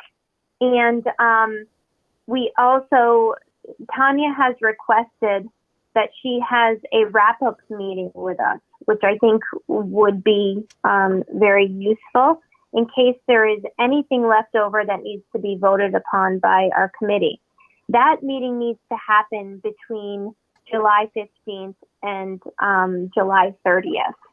So I also want to discuss whether or not we want to have our July 8th meeting or we want to push that until the in between July 15th and July 5th time frame. So Mike says that Alan's hand is raised, so you can go ahead, Alan. Yeah, I was going to try to pull this back. So the motion that we had was about the calendar, not about whether or not we're going to meet remote or in person or whatever. That's totally unrelated to when we're going to meet. So I wanted to just focus on when we're going to meet. Are these dates okay? Take a vote on that. And then the thing that you were discussing, which is very important, is an issue than the calendar. I'm sorry, I jumped to discussion, didn't I? I'm sorry. Well, it's just a different. Yeah. You're right, absolutely. So why don't we go ahead and vote on the motion that was presented if there isn't any further discussion? Julie, there's a couple of hands raised. If you want to minimize, because I can't see everybody's hands either on your presentation there. There's at least three. Yeah, there's at least 3 or 4 hands. Okay, I'll go back to our meeting now, and if anyone wants to see the calendar again, I can certainly present it. So I see Michelle and Raina and Anne's hand is raised, as well as David. So Michelle? I just had a question. Didn't, I know that we talked about, so say we're going to have a meeting on July 8th. And if we're not finished, wouldn't we have a meeting the following week anyways, if we didn't complete everything? I just want to clarify that. We're still going to possibly meet twice per month, correct? Correct. We want to have a hard stop at 9:30 p.m. and I think that was an excellent choice. So yes, we would be extending our meeting. The risk that we're running if we meet on July 8th and we didn't have anything else to discuss was that we wouldn't be meeting again to wrap up with Tanya. Okay. Raina. Yeah, I just wanted to point out a discrepancy in the calendar. I believe that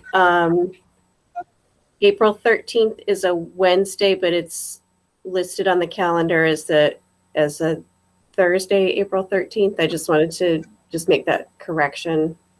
But I believe it was the 14th that was intended. That's the Thursday. Okay, thanks, Raina. I'll let Joanne know. Okay, Anne.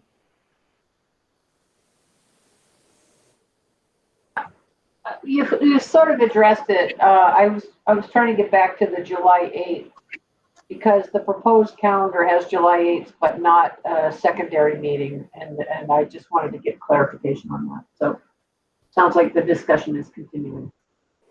Okay, thank you, Anne. Jeannie. I would suggest finding out who's not available for a July 8th meeting and then make your decision whether it will be the 8th or the 15th. That might give a heads up about what would work. Okay, thanks, Jeannie. David. I have a question about the timing of the wrap-up meeting. The district has the last day to pay bills is the 15th of July. So if Tanya needed our action in order to approve something to happen in the current fiscal year, I would think that otherwise she would be maybe deficit spending accounts and having us come in afterward and move money around. I just questioned how we want to operate and just check and see on the date if that was really when she wanted it. Okay, thank you for that. No, I will circle back with Tanya. It was my understanding she wanted it between July 15th and her last day, but absolutely, I will get clarification from her. That would make it mostly a dog and pony show, but when you did say a wrap-up meeting, the thing that occurred to me would be more important than our shilling money between their 16 primary accounts. I do look forward to her words of wisdom to us as she departs. Okay. That would be a wrap-up I would look forward to. Yeah. John, I see your hand is raised. Maybe you have some intel there. Yeah, I know Tanya had mentioned to me July 15th was the date she was trying to target. So, I mean, there may have been some flexibility in her date, but I think David's right. I think initially she had asked me around July, if we could have one on July 15th or even July 14th, I believe. But we can ask her, or Julie, if you want to ask her, that'd be great. Okay. Let's see here. Karen. Okay, I'm going back to Jeannie's question about people being available and asking whether, if we meet in person, is it still possible for those who in a busy summer might be on vacation or even other times of the year who are unable to attend in person, is it going to be possible for us to come and join remotely?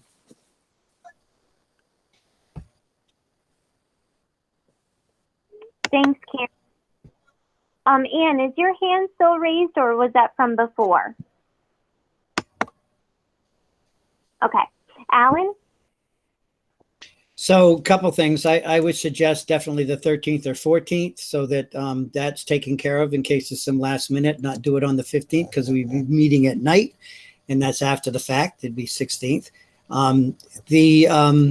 In terms of the calendar and its presentation, it would be nice if there was a column after that said, let's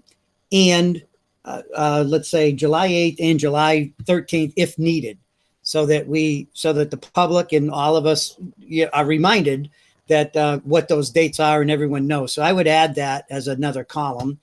And, and there was one other, I should have taken notes, senior moment. Was it regarding remote versus in person?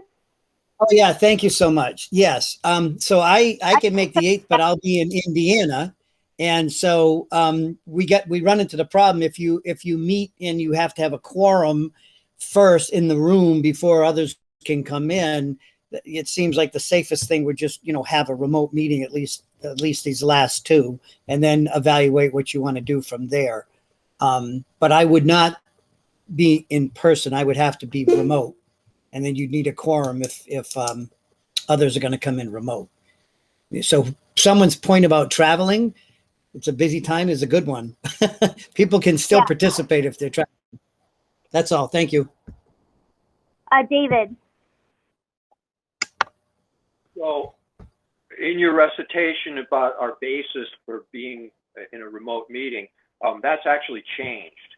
So we were operating under a governor's order under the pandemic that he ended that, and then there was legislative action. So we need to update our law that we cite, and the law allows us to meet in person. It allows us to meet remotely. It allows us to meet in a hybrid fashion, and it does not require that we have a quorum in the room until that date you cited, Julie. But the law has changed. It's not under the pandemic rule, but the legislature, the General Court and the Senate actually voted something and the governor signed it, and it's got a bill number. I thank you, David. I did not notice that until I went to read the meeting notice for tonight. So I improvised. I appreciate that. I will need to cite the new the new verbiage. So thank you for that. So I'm not quite sure where we stand here. I do want everyone to know I do have a conflict that week of July 10th. Certainly the meeting can go on without me. I'm sure that Mike can lead the way, or whomever. I'll be out of town for July 4th week as well. After the year we've been through, I don't care if I see another virtual meeting. I want to meet in person. And if I ain't available to be here in person, I won't be here virtually. After this last year, it's been crazy, and the internet access seems to be getting worse for some reason. Tonight I haven't dropped out, but the last 3 meetings, the internet's dropped out, and I think just because everybody's on it, unfortunately. But one of the main factors too is I think the community needs to have access at the in-person meetings, because they've been at a disadvantage for the last 13 months. And going virtually is, I think, silencing people because they don't come on because it's either difficult access, they have to sign up prior to talk at the meetings. At least if we have in-person meetings, people can meet and come and speak. And we got to get back to that. We got to stop, the pandemic was nothing to do with any school committee or anything out there, organization, but we've got an opportunity to get back in person. And I think we've got to do it for the community to be able to come and have their comments heard. Okay, thanks, Mike. David. I agree that the quality of our meetings will be improved in person, and we do have latitude, though, and some of us would be traveling farther than others, typically every meeting. So I do think it's important that we continue to accommodate hybrid meetings because that also increases the access. Each exclusive use of either one is going to limit some other. But I agree. I look forward to getting across the table from Mike. Thank you, David. I'm not sure who went next. I'm just going to go in order here on my screen. So Nathan, and then Jeannie and Alan. Thanks, Julie. Yeah, no, getting together in person is really important.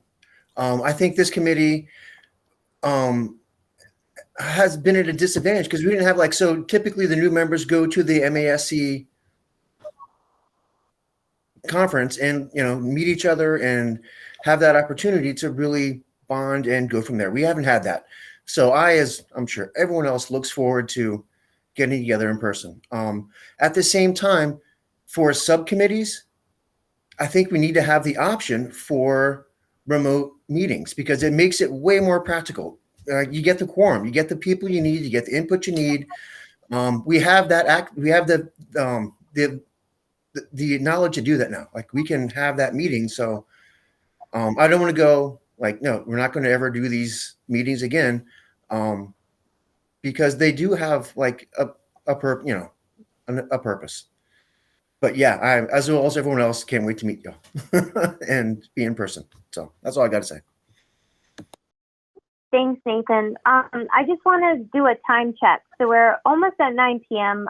We do need a hard stop at 9:30 out of respect for everyone's, family life and whatnot, and burnout. So I just want to, so we have Jeannie and Alan and Anne left here. So Jeannie, go ahead. One of my questions is, and we're going to have some discussion on how we're going to address public comments when we resume meeting in person. That has always been, prior to the pandemic, was a very controversial topic. And I know there were a lot of community members that weren't happy with the way things were going. And so it is a discussion we're going to have to make before we meet in person so that ground rules can be laid out for that. Point of order. Go ahead, Alan. So again, this is a different discussion. Right now, we're trying to vote on the calendar. So I'm going to bring us back to the calendar. I think what I would suggest you think about is to do a straw vote right now, because I know I won't be here. I just heard Mike won't. Why don't you sort of poll the people to see who can make the July 8th meeting, and then you can decide whether or not it's going to be in person or remote. But you're trying to nail down, if you get a quorum on the 8th, then to stay with the calendar, see if you can find another date that people, so you can get your quorum, and then we can vote the calendar. With the change that Renee talked about on the 14th, if Thursday's the 14th. So it's really the 14th has changed, and potentially you're trying to nail down the 8th and some other date. So you might want to try to figure out who can. Okay. So yes, you're right. We do want to stay focused on accepting the district calendar. I just want to hear, Anne has had her hand raised for quite some time. Anne, you can go ahead. Well, it's just that the motion was to accept the calendar as proposed, and it was seconded as such. But then during the discussion, there was a lot of information about a secondary July meeting, and then there was a request to put the alternate dates on the calendar to include the potential second meeting of the month if the meetings run over the 9:30 time limit. So it seems to me that there should be an amended motion or a withdrawal of the first one, and then, that's all. Okay. So I think that we should really focus on this July 8th. That's the first date on the calendar. And who made the original motion to accept the calendar as is? I did. And so what you could do is nail down what the vote, if let's say it turns out to be the 9th or some other date, once it is, then someone can make a motion to amend it to amend that particular date and keep it simple. So we don't withdraw and do a new one, just get a date and then we'll amend. So I'm going to quickly run down and see whom July 8th works for. So Jim Bell, are you available on July 8th? I believe so. Raina Dastu, are you available? Yes, I am. Alan? No. Okay. Michelle Drury? Yes. Jeannie Milton? Yes. Karen O'Neill? Yes. Nathan Swartz? Yes. Mike Conley? No. David Young? Yes. And I am available on July 8th. So we have 8 members are available on July 8th. So that would be a quorum.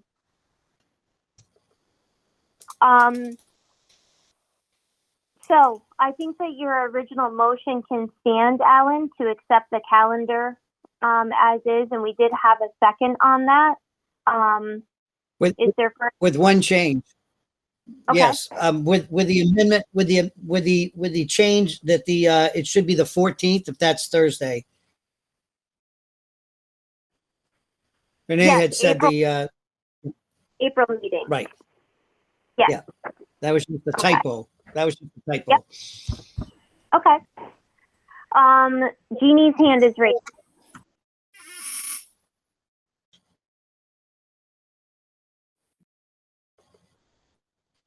Oh, her hand's down now. Anne? Raina? Should we also add the amendment to note that the third, we would meet the following Thursday if there was unfinished business? I would second that if that's an amendment to the motion. I would second that. So it would say July 8th and if needed in the other date. Is there a second? I'll second it.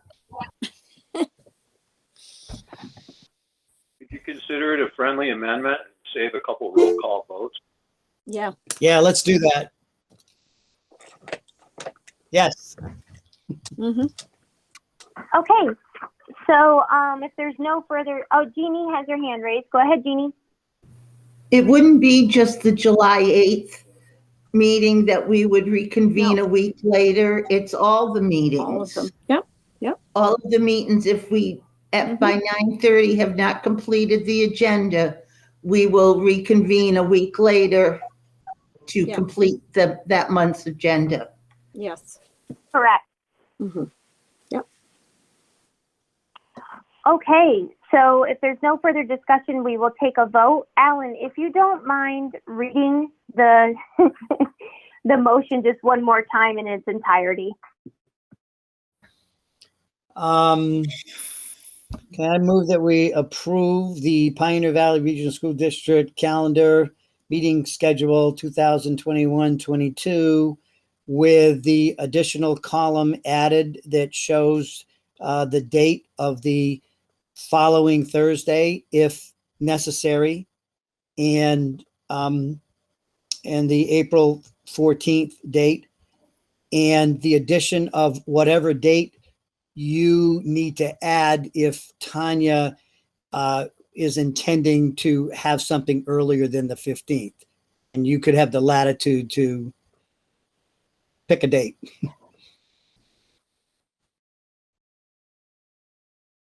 Okay. So is there a second on that, the amended motion? I second, Karen. Great. Okay. Jim, yeah.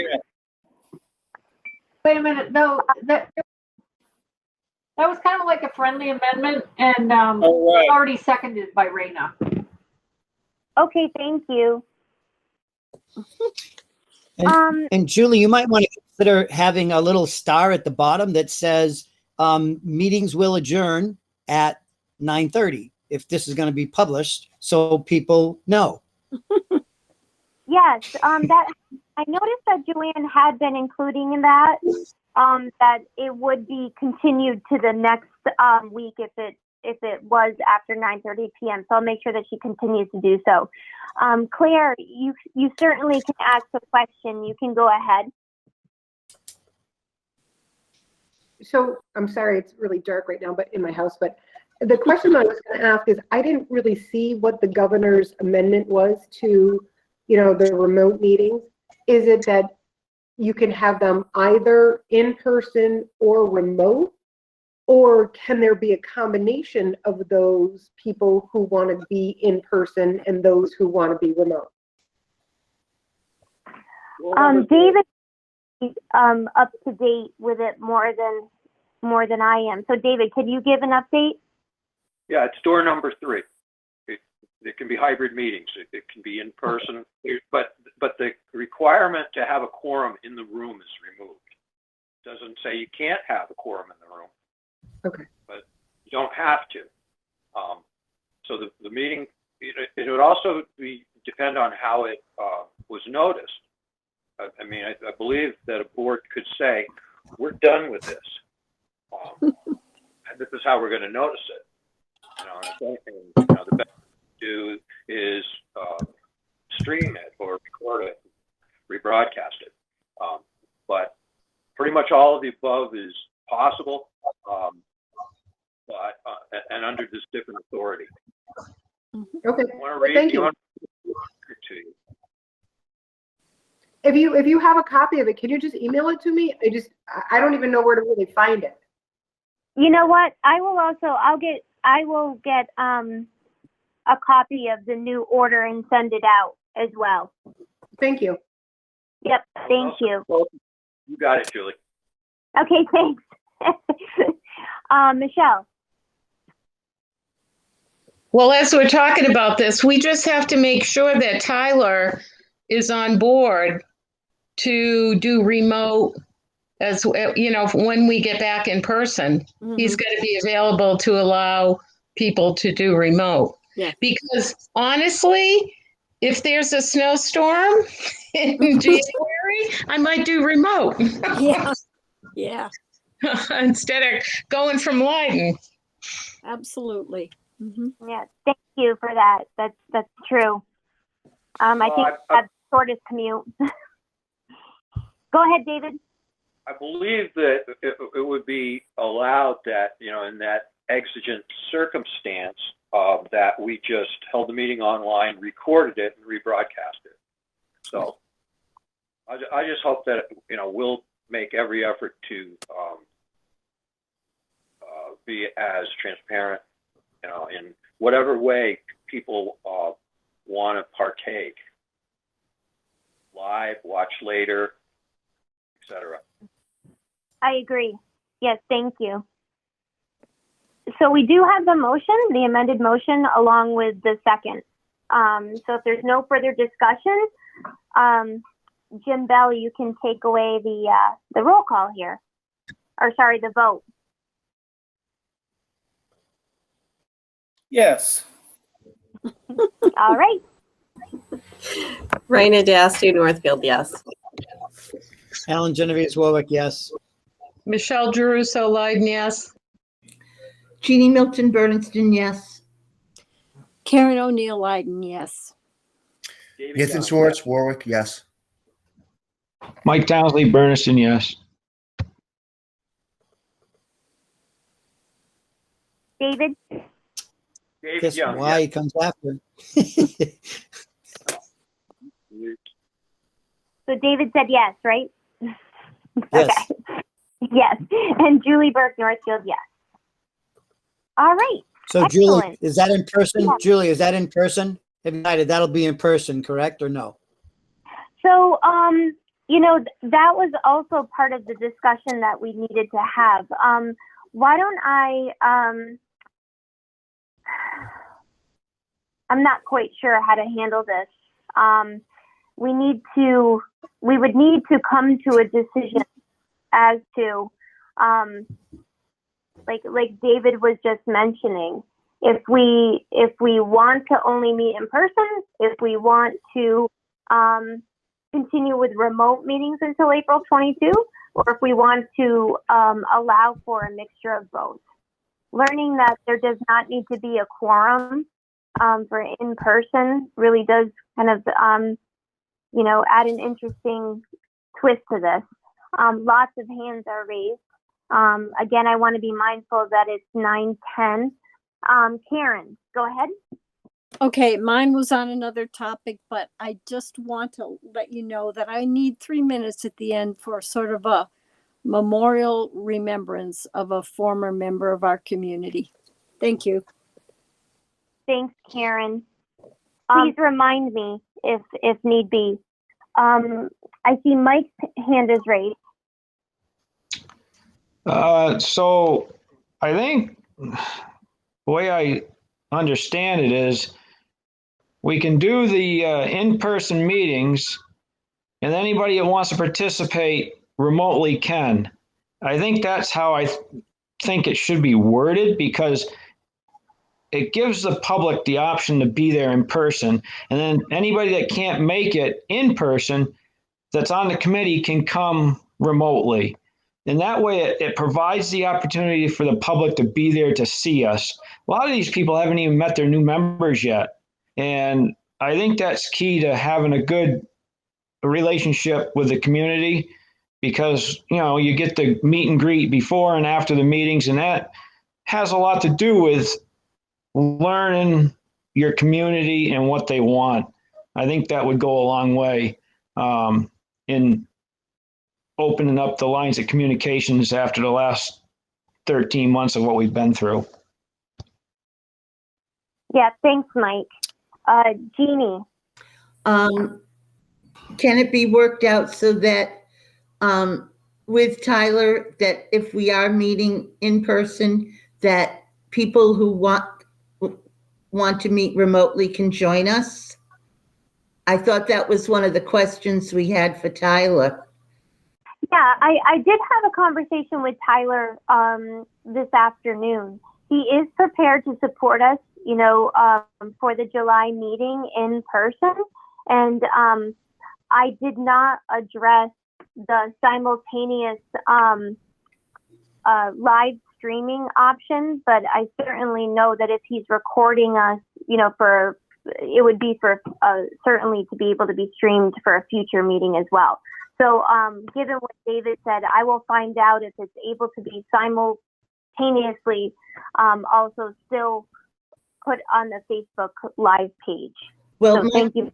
My concern is that if school committee members are joining us remotely, they need to be active participants, just as if we're all remote.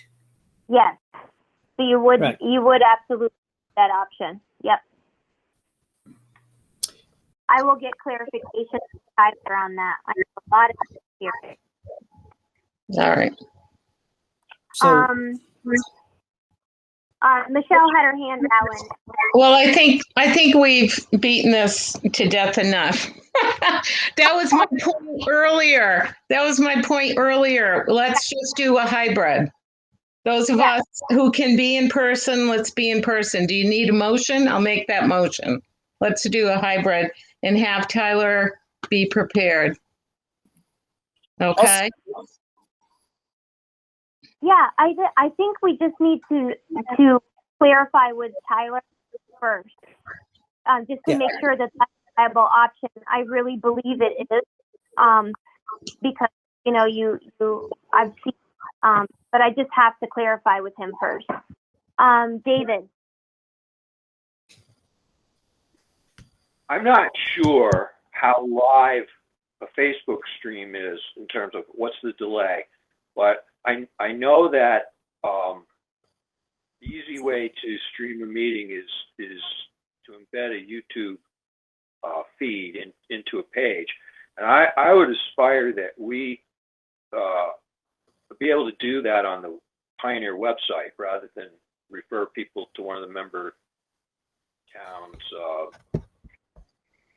TV station Facebook page.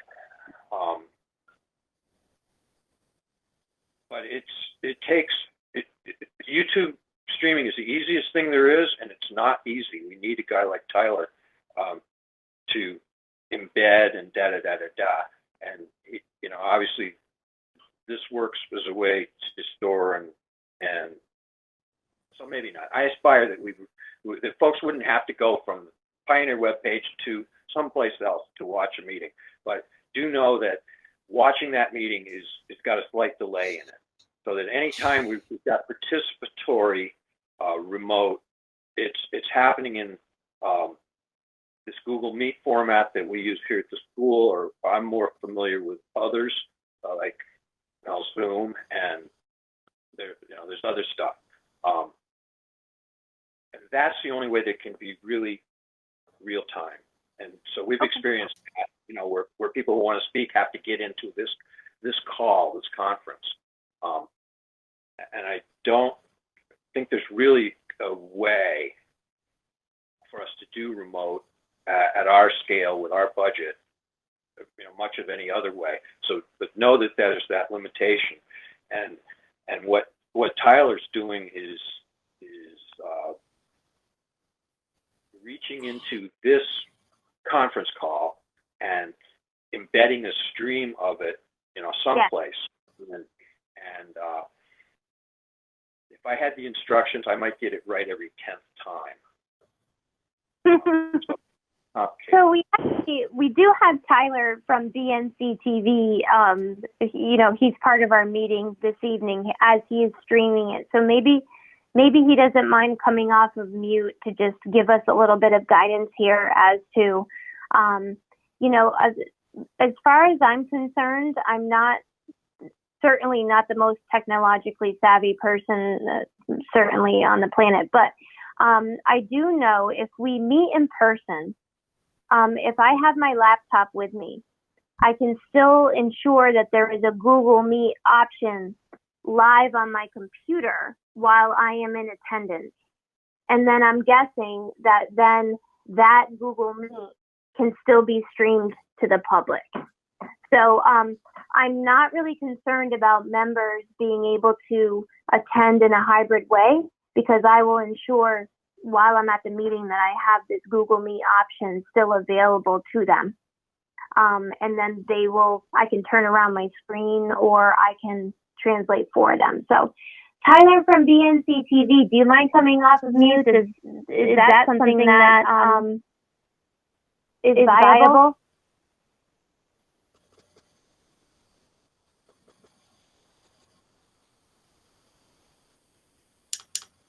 Maybe he's not there. Can you all hear me? Yeah. Yep. Sorry, I was switching to a different kind of outputs and inputs for audio so that there wasn't any feedback. You're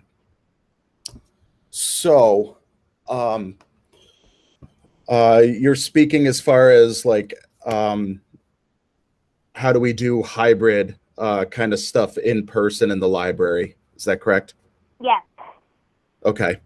Well, one of the It's definitely possible. One of the difficulties that we ran into for Northfield Select Board meetings is that when we're miking things in person and on Zoom, we have to have two different audio sources, and sometimes that can cause feedback. So what I'm talking about is that you guys will have to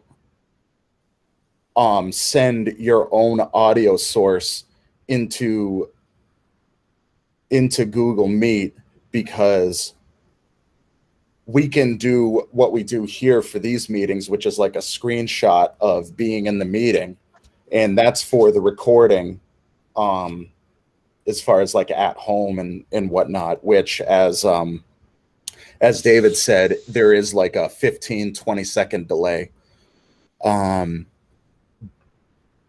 what we've done in Northfield is they've put up a television and then kind of shown that picture as kind of an extended display of a laptop. And in doing that, you've had a large enough image for everybody in the board to be able to see. Now, as far as how do we put that in a situation where I can still use the cameras and stuff like that, that's something I got to think about and kind of maneuver and figure out. But that there is a gigantic TV in the library, which would be more than enough for everybody in the meeting to be able to see. Now, that being said, then we have the issue of how do we send audio between you in person and the people that are at home.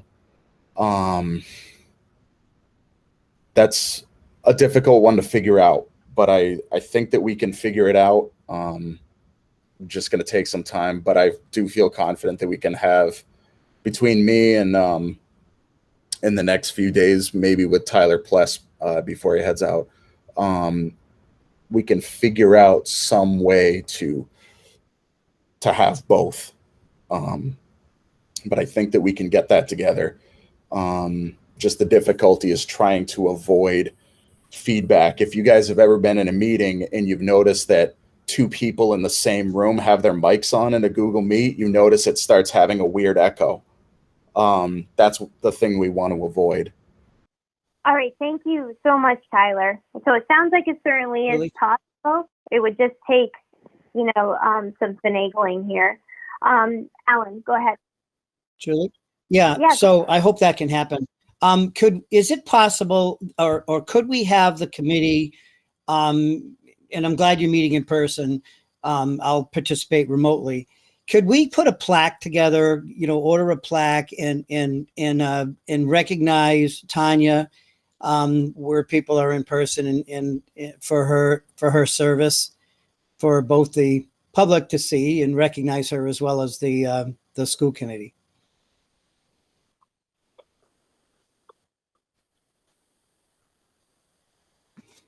So you're saying when we meet in person to acknowledge Tanya's service to the district? Yes, she'll be at that meeting. Yes. She likely will be there remotely. Okay. Well, however you do that, it would be nice in terms of the committee recognizing her and giving her, mailing her, whatever, a plaque recognizing her service. Thank you. Karen. Yeah, I think we were getting off track again. I just want to have the understanding that if we decide to meet hybrid, that we will commit to being there if we can. I think that is important. And weather might determine that you can't be there, and being away might determine that you can't be there. But for most of the time, you should commit to being there in person for all of the reasons that have come up before tonight. And that's what I wanted to say about that. I hope we have that understanding. Thank you, Karen. Yeah, thanks, Karen. Jeannie, and then we're going to wrap this up. Ellen, I think that was a wonderful suggestion for Tanya, but that's something that we have not done before. And I think of Pat Shearer not running for re-election and having served on the school committee for 30 plus years, and nothing was done in recognition for her, that it would be unfair to do something for Tanya. Granted, she's done a marvelous job, but Pat volunteered all those years and there was no recognition done for her. I agree with you, and I think we should right that wrong. I think you're absolutely correct. She spent many, many years in different capacities, and that should never not be recognized. So I'll leave it at that. All right, thank you all. Karen, you wanted a few moments here. Go ahead. Thank you. I'd like to take maybe 2 or 3 minutes to remember a longtime member of the PVRSD community, John Ware, who died last month. Jack, as he was known, gave 38 years to the district and retired as head janitor for PVRS. But his contributions extended well beyond the custodial and groundskeeping duties that he had. He dedicated 62 years to the Northfield Fire Department. He served 2 years in the Army and volunteered many hours at the Northfield Senior Center. From all who knew him, he was a devoted family man as well. I first met Jack when I arrived at PVRS in 1994. I was surprised that Jack always entered the classroom during the last class of the day with a huge trash barrel slung over his shoulder, whereupon he would set it down and empty the classroom trash into his larger barrel. This seemed unusual timing for trash collection. According to those who knew better than I, Jack had been given the suggestion to wait until the end of the school day to enter classrooms. But his schedule never deviated. Did he do it to keep in touch with the kids? Maybe. Did he do it to maybe save time locking and unlocking classroom doors? Maybe.